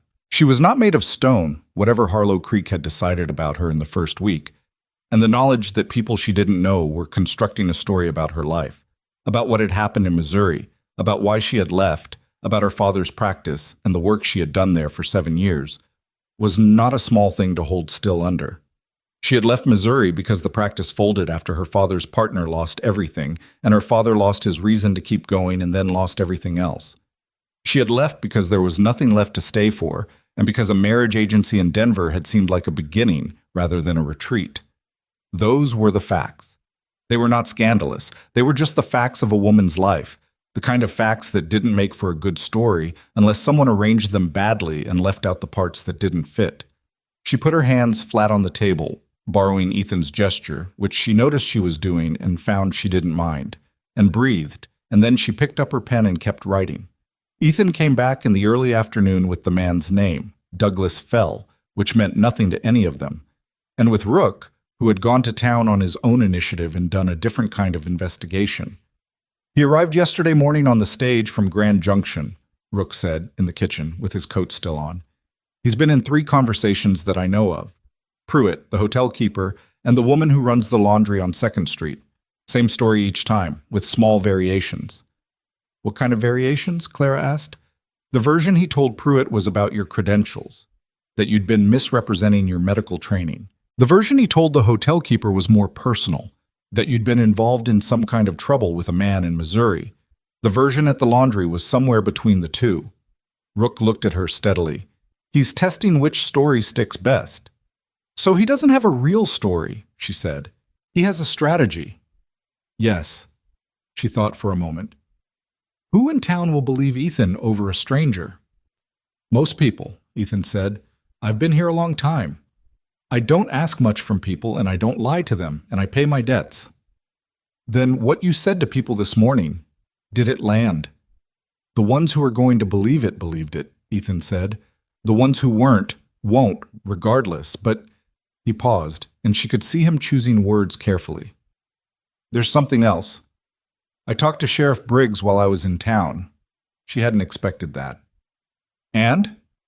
I told him about the cattle. 43 head, gone in the night, tracks going north-northeast for 6 miles.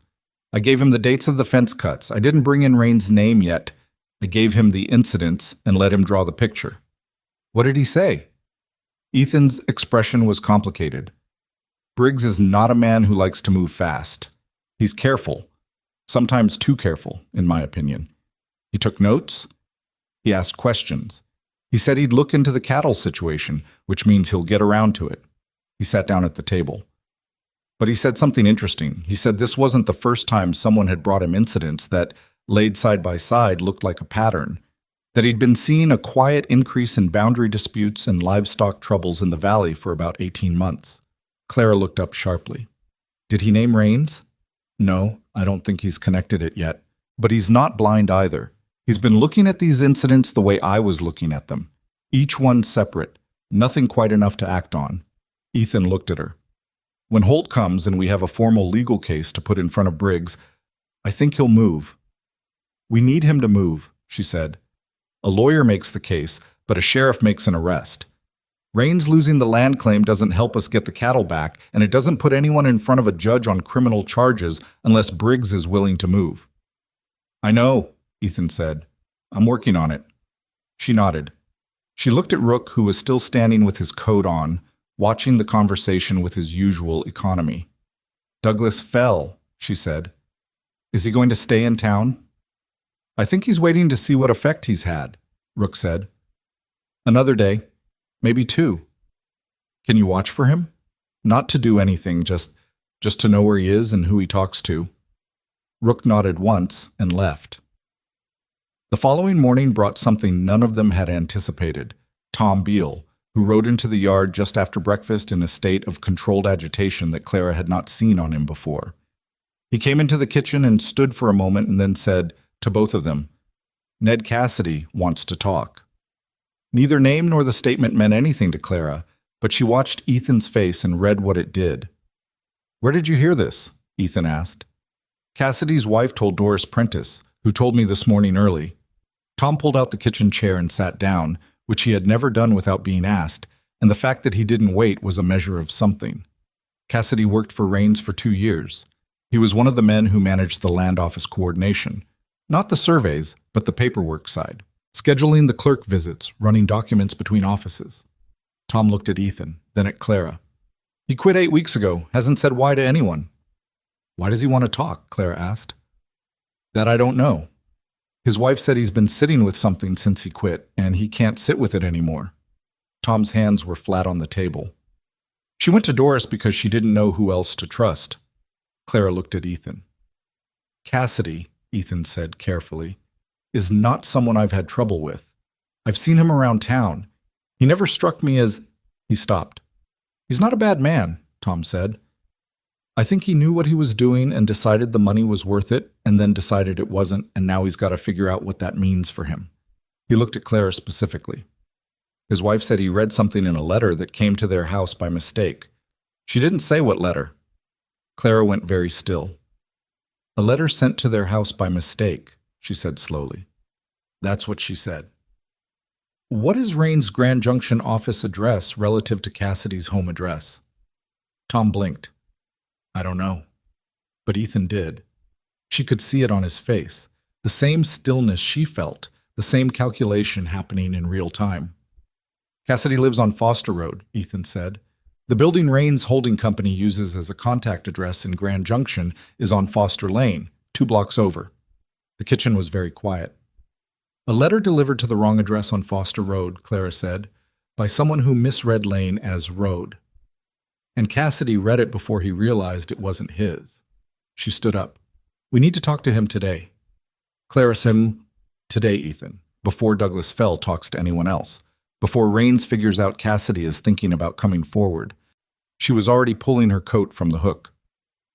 If that letter is what I think it might be, instructions, coordination, something that names what was done and who ordered it, we can't wait. He looked at her for a half second, the look of a man determining whether caution or urgency was right, and then he stood up too. They rode to Cassidy's house, which was on the south end of Harlow Creek, a small, neat place with a kitchen garden that had been put to bed for winter. Ned Cassidy answered the door himself. A man in his mid-30s with the look of someone who hadn't been sleeping well for weeks. His wife stood in the kitchen doorway behind him, a young woman with a baby on her hip who watched them with the expression of someone who had made a decision and was holding it. Cassidy looked at Ethan. I heard your cattle were taken, he said. Yes, Ethan said. I didn't know about that. I want you to know I didn't know about that. All right, Ethan said. Cassidy looked at Clara, who he'd never met. She let him look, the same way she let patients decide about her on their own time. Come in, he said. They sat in the small front room, and Ned Cassidy talked for 45 minutes. He talked about what his job had been. The paperwork side, the scheduling, the document runs that he'd told himself were just administrative work, nothing to do with the substance of what was in the papers. He talked about the day he'd understood, with a clarity he couldn't undo, that what he was administering was the systematic destruction of people who had done nothing to deserve it. He talked about quitting, and about the 8 weeks since, and about sitting with what he knew. And he talked about the letter. It had arrived on a Thursday, addressed to a business name Cassidy didn't recognize. He'd opened it before he saw it wasn't for him. The envelope was similar to one he was expecting, and he was distracted. He'd read 3 paragraphs before he stopped. The letter was from Raines, to the man who ran the survey adjustment operation. Not Aldous directly, but the layer above Aldous, the man who coordinated the falsified work across multiple counties. It discussed the Harlow Creek Valley specifically. It named the North Pasture water rights as the primary acquisition target.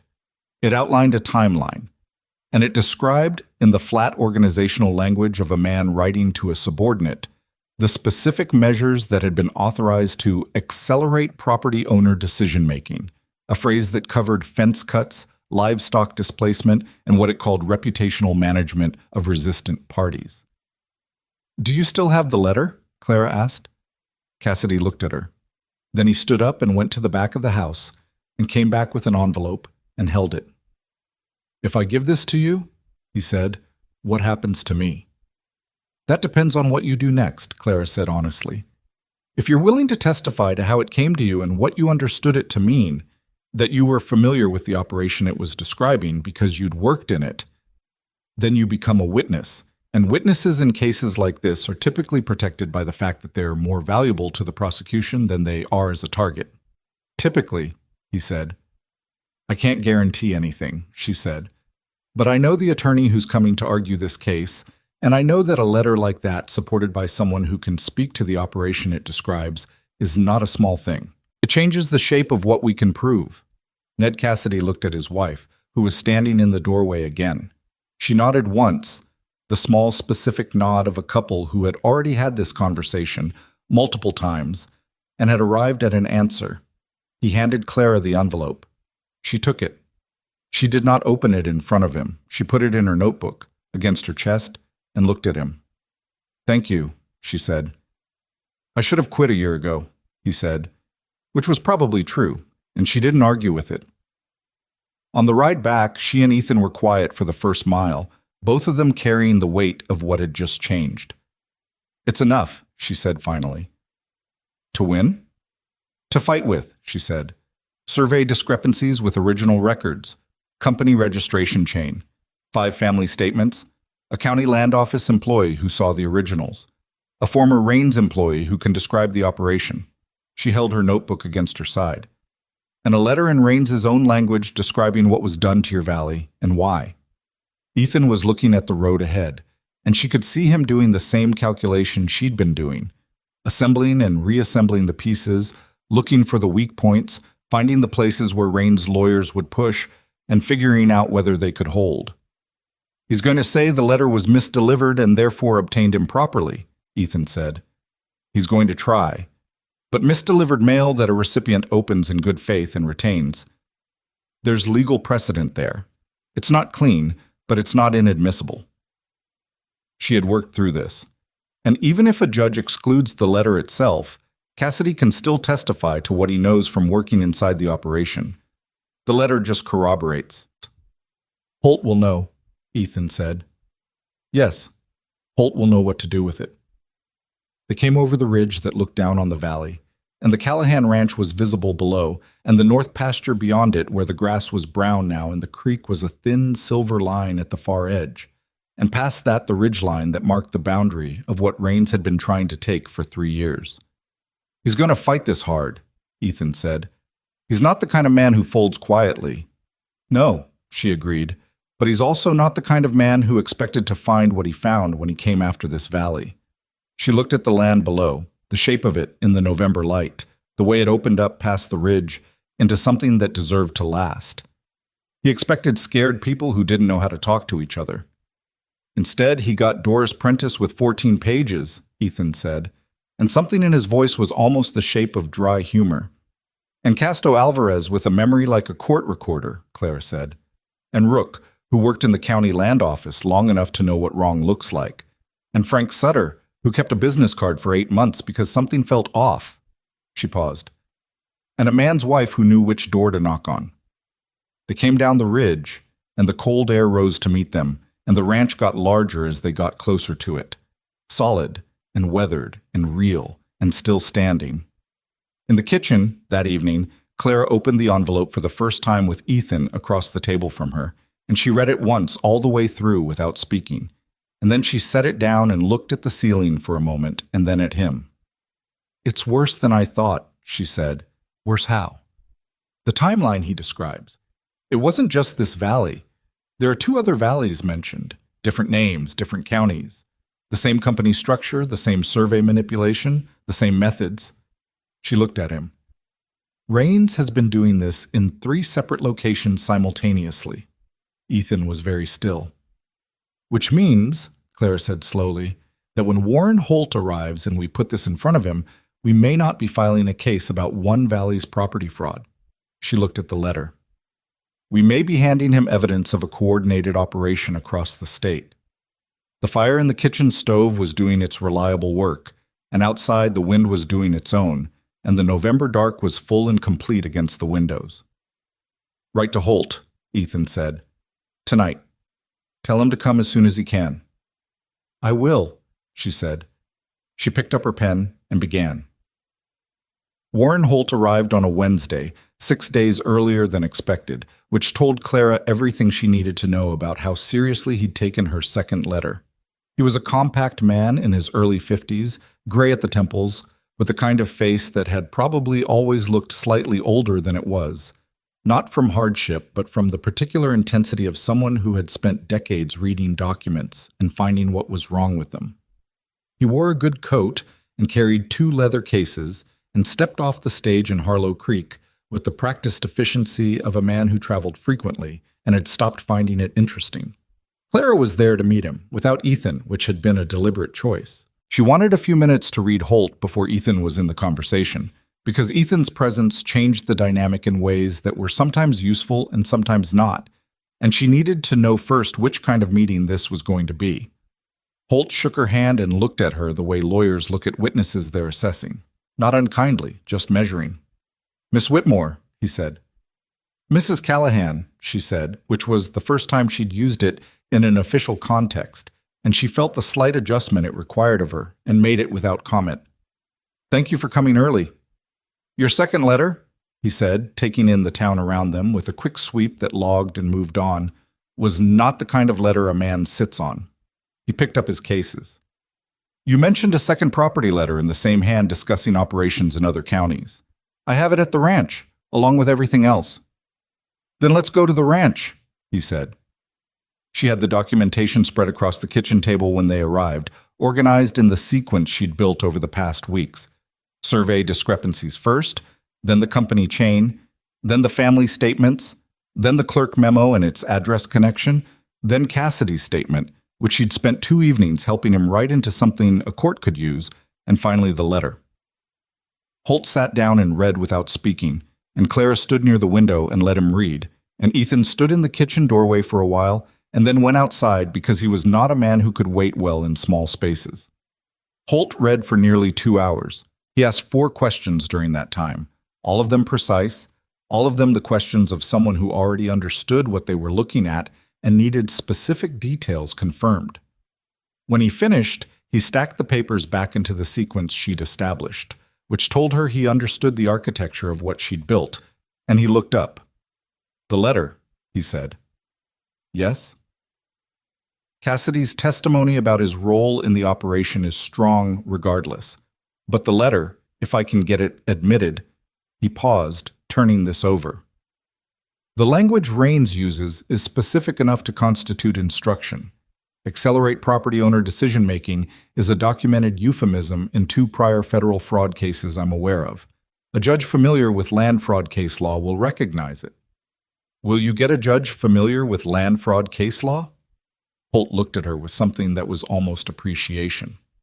That is the right question, and the answer is that I'm going to ask for a venue in Denver rather than the local court, on the grounds that the scope of the operation crosses county lines.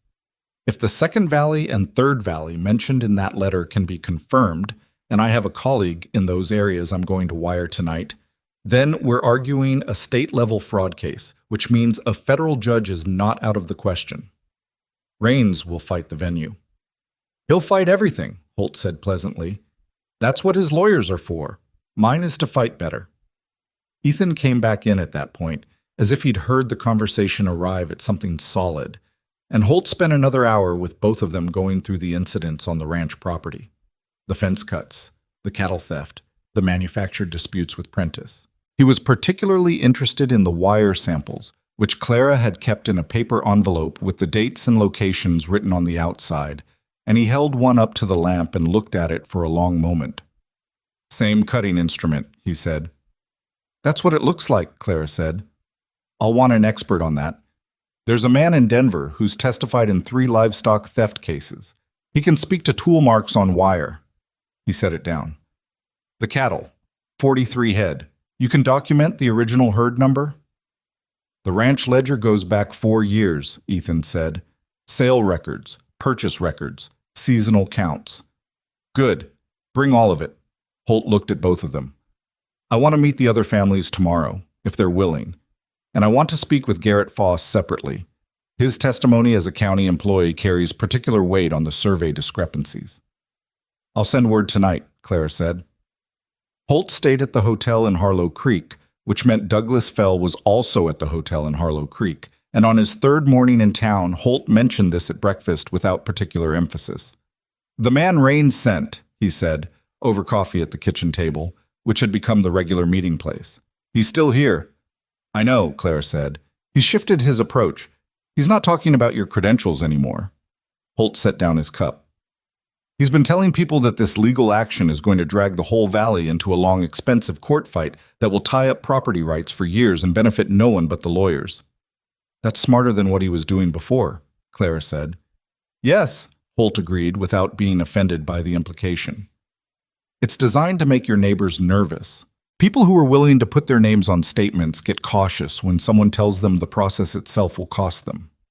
"Will it?" Ethan asked. "Their participation costs them nothing. My fee is contingency. The legal process will take time. I won't lie about that. We're looking at months before a ruling, possibly longer if Raines appeals." Holt looked at Ethan directly. "But the alternative is that Raines continues operating with no consequence, finishes acquiring the water rights, and then the cost comes in a different form. The form of every rancher in this valley paying his terms for water access or selling to him at his price." "That needs to be said to the families," Ethan said. "I know. I'll say it today. He did. He met with all 5 families together, at the Prentice Ranch this time, and he said it plainly and without selling it, which Clara thought was exactly right. These were people who would push back against persuasion, but would listen to information. Casto Alvarez asked the most questions, as she'd expected, and Holt answered each one with the specificity that Casto was looking for, and by the end Casto sat back in his chair and said, "My 3 sons and I have worked our land for 22 years. We'll see this through." Jake Prentice said, "Doris and I are in. We've been in." Ellen Holloway said, "We're not going anywhere," which Carl echoed by saying nothing and nodding once, which amounted to the same thing. Frank Sutter, who had driven himself to the Prentice Ranch in his old wagon, sat through the whole meeting with the particular quiet of a man who is conserving something, and at the end said, "I want Raines to know this valley fought back. Whatever else happens, I want that on record." "It will be," Holt said. Douglas Fell left Harlow Creek on a Friday, which Rook reported with the same economy he reported everything. He had presumably sent word to Grand Junction that the operation here was not falling apart the way it was supposed to. The legal filing happened 3 weeks later in Denver, and it landed on Victor Raines like something he had not genuinely believed was coming.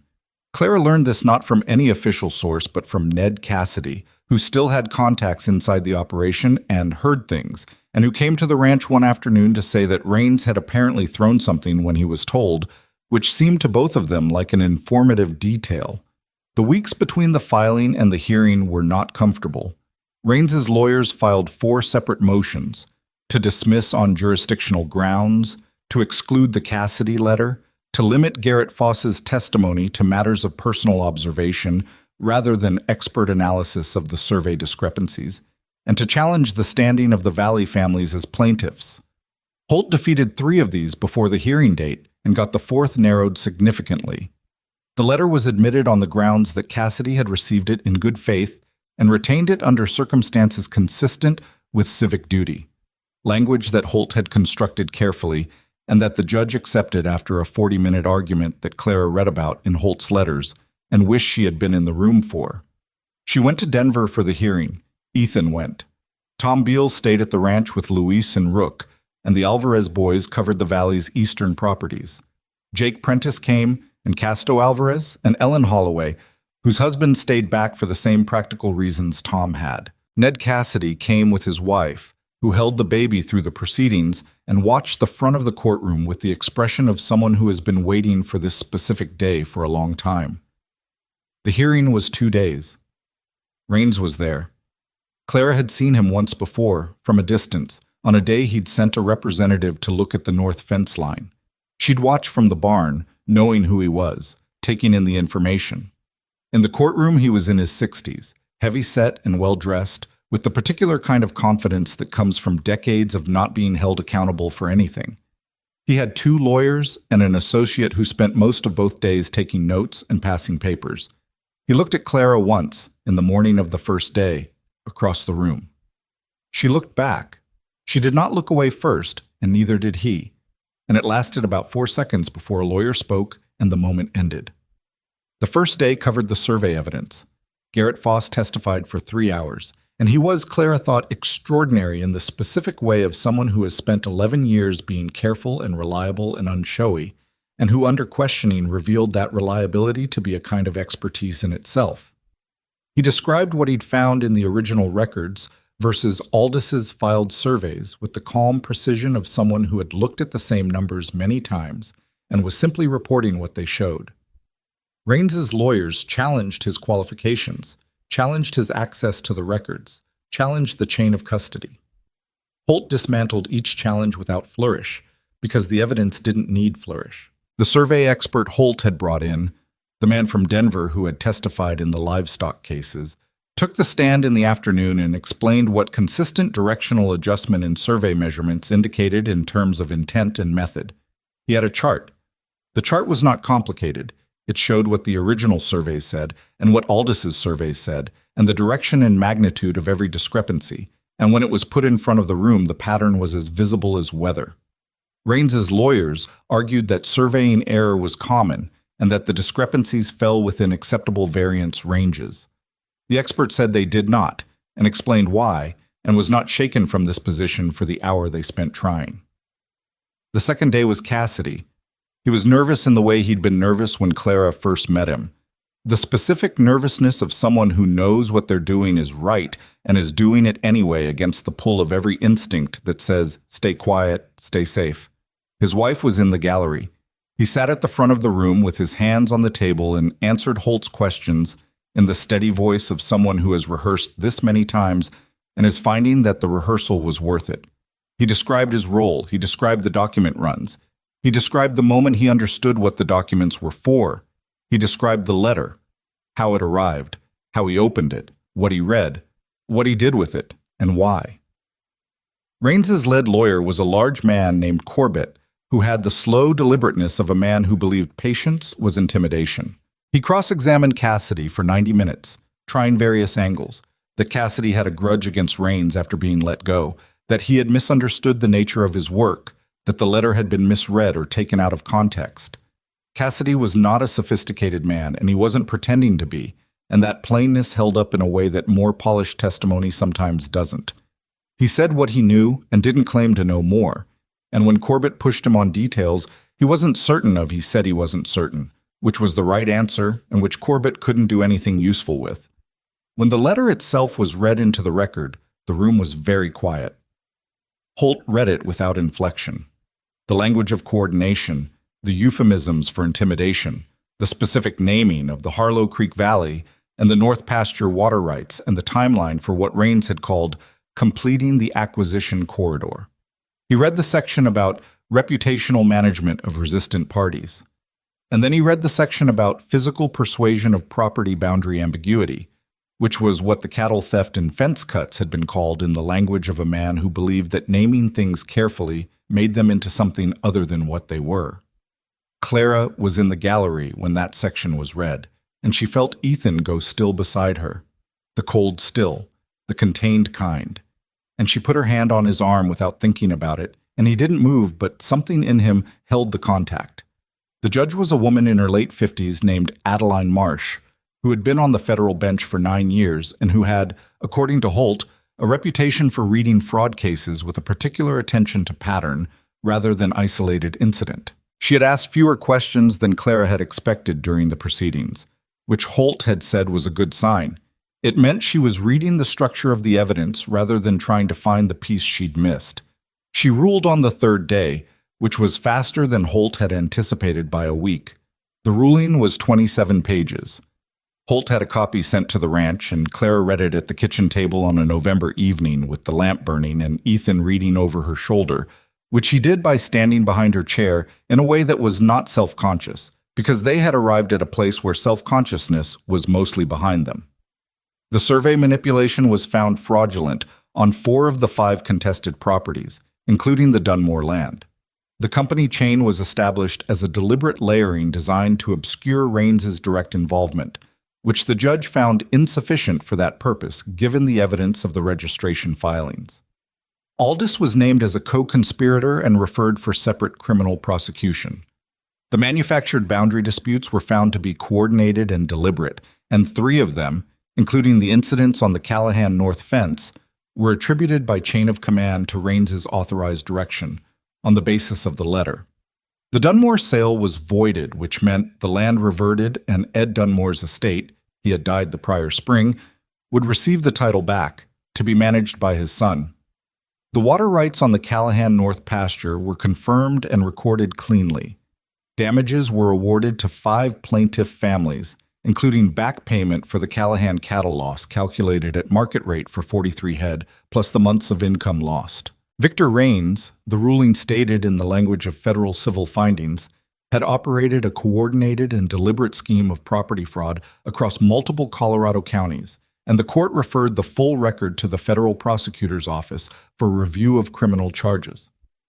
He didn't go quietly. His lawyers filed an appeal within the week, which Holt said was expected and which took 8 more months to resolve, and which resolved in the same direction the original ruling had. The criminal referral resulted in an indictment the following spring, and Raines spent the better part of a year in a protracted legal negotiation that ended with a settlement that was not a conviction, but was close enough to one that it effectively ended his operation in Colorado. Aldis took a plea. He cooperated, which helped with the other Valley cases Holt had mentioned, the 2 locations named in the letter. Those cases moved separately, with Holt's colleague handling them, and they were resolved in the way that cases with clear evidence and cooperative witnesses tend to resolve. It was not clean. It was not fast. It was the messy, grinding work of the law doing what the law does when it actually does it, which is imperfectly and slowly and with a result that is better than the alternative, but is still not everything you might have wanted. The 43 head of cattle were never recovered. That was the thing that didn't come back, and Ethan knew it wouldn't. And the damages payment was money rather than animals, which is not the same thing, and both of them understood that. He put the money toward the east wall repair and into the herd, buying 12 head in the spring and letting the ranch rebuild from there. The east wall was finished by December, the mortar repointed by a man from town who did the work in 3 days and charged a fair price. And when the winter came in earnest, the house held it without complaint. Clara delivered her first baby in the Harlow Creek Valley in January. Doris Prentice's youngest daughter, who arrived 2 weeks early and in a hurry and gave everyone involved a sharp educational experience. Mother and daughter were fine. Doris, after it was over, held Clara's hand for a moment in a way that didn't require words, and Clara let her, and that was the whole of what was said. By spring, the thing that had shifted in the valley after the Tuesday meeting had solidified into something structural. The families talked to each other in a way they hadn't before. Not just at the general store or the church social, but about things that mattered. Water levels, grazing rotation, what the season looked like, who was struggling, and what kind of help might be available without anyone having to ask for it directly, because asking directly was still hard for most of them, and probably always would be. Frank Sutter's health declined through the spring, which was the thing Clara had been watching for without wanting to name. She went to see him twice a week and managed what could be managed, and was honest with him about what couldn't, which he received with the equanimity of a man who had been honest with himself about his own situation for a while. "I got to see it settled," he said, one afternoon in April, from the chair by his window where the light was best. "That's what I wanted." "You did," Clara said. 31 years, he said. He wasn't being sentimental. He was just stating it, the arithmetic of a life on land. It's a good number. He died in May, on his own land, which was what he'd asked for, and his property passed to his nephew from Pueblo, who came to settle it and decided to lease the grazing rights to Casto Alvarez rather than sell, which was a better outcome than most people had expected. Harlow Creek did not become a different kind of town. That would be the easy version of this story, and the easy version is usually the false one. Hank Pruitt still had opinions about women who had ideas. Margaret Hensley was warmer to Clara in the feed store than she'd been in October, but not warm, and there was a kind of watchful distance between them that was never going to fully close. The town had layers that had been forming for decades before Clara arrived, and a winter's worth of events, however significant, does not dissolve layers like that. But something had changed in the specific way that real changes happen, not in the overall temperature of things, but in the particular people who had been changed by what they'd been through together, and in the fact that those people now knew each other differently, and that knowledge was not going away. Doris Prentice had become something like a friend, not in the easy social way, but in the way that two people who have worked on something hard together become connected through the work. Casto Alvarez greeted Clara when he saw her in town with the specific respect of a man who has revised his assessment and is not embarrassed to show it. Ned Cassidy's wife brought a pie to the ranch in February, which she left on the step without knocking, because she was a woman who expressed things sideways, and Clara understood that and left a note on the step the following week that said simply, "Thank you." One evening in late spring, when the light was staying longer and the north pasture had greened back up in a way that made the whole valley look like it was making an argument for itself, Ethan found Clara at the fence line she'd been meaning to check since March. She was crouched down looking at a post that had been leaning since winter, and she was making notes. "Still cataloging," he said. "The ground shifted under this one when the frost went out," she said. "It needs resetting before summer." He crouched down beside her and looked at the post. I can do that this week. I know you can. She made one more note and closed the notebook.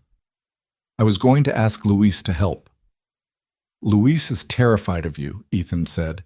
Luis is not terrified of me. He tells Tom that you're the smartest person on the property, and he says it like it scares him slightly. She looked at him. He was looking at the post, the corner of his mouth doing the thing it sometimes did, the thing that was not quite a smile but existed in the same climate. He's not wrong, she said, because she was not a person who performed modesty about things she actually knew.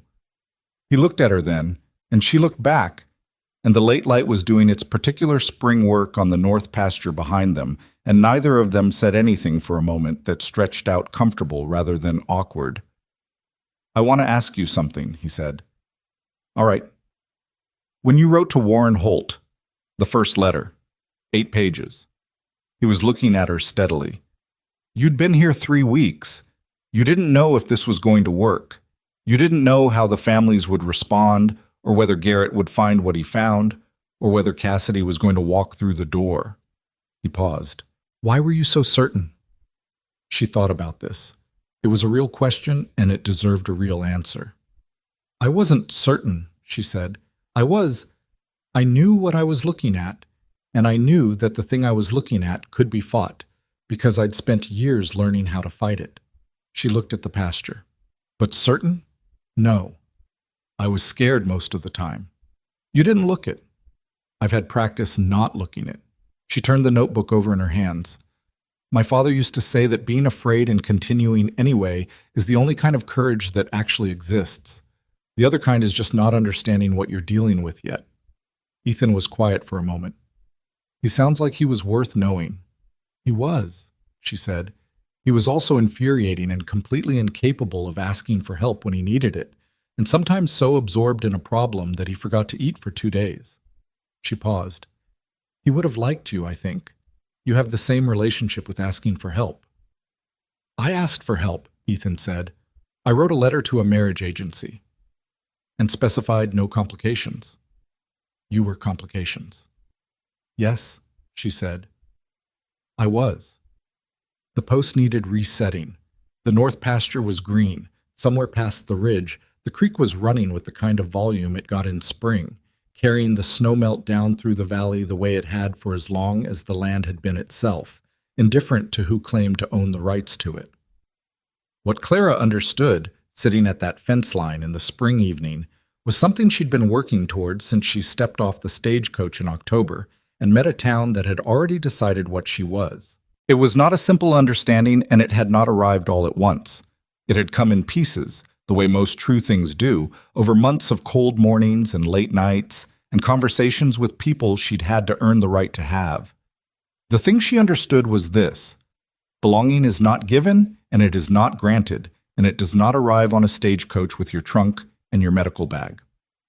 It is built, the same way you build anything worth having, with work and time, and the willingness to stay when staying is harder than leaving. She had not belonged here in October. She had not belonged here in November, when people in town were choosing whether to believe a story about her that a man in a nice coat was telling for money.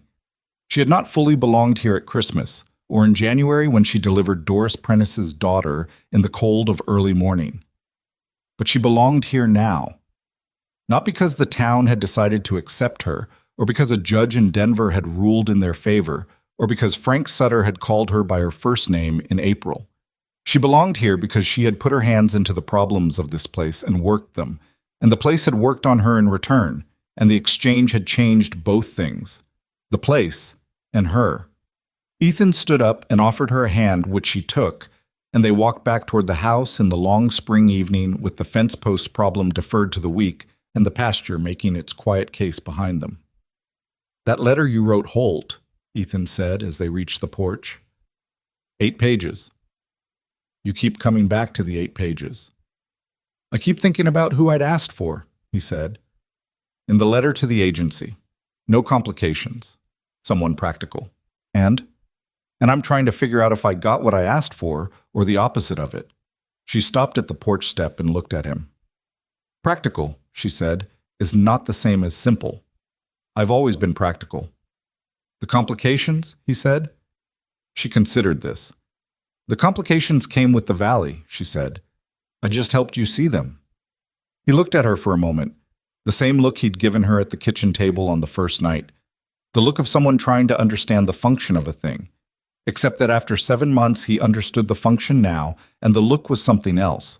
It was the look of a man who has gotten something he didn't know how to ask for, and is still, a little, working out what to do with his own luck. Come inside, he said. Tom made something that he insists is stew. Is it stew? Questionable, he said. She followed him inside, and the door closed on the spring evening and the green pasture and the creek running full in the distance. And the kitchen was warm with the smell of Tom Beale's questionable stew and the sound of Louise telling Rook something that Rook was visibly not responding to. And Clara set her notebook on the counter and picked up a spoon to taste what was in the pot, and made a correction that Tom accepted with the dignity of a man who knew it was needed. That was the life. Not the version where everything resolved into something clean and quiet and better than it had been in every way. The east wall still let in a draft when the wind came from exactly the right angle. The herd was smaller than it had been before the theft and would take 2 more years to fully recover. There were people in Harlow Creek who had decided about Clara in October and were not going to undecide. Winter would come back, as it always did, harder than you remembered it being, but the north pasture was theirs. The water rights were recorded and clean. The families of the valley knew each other's names and their troubles, and which signal meant ride fast and which meant wait.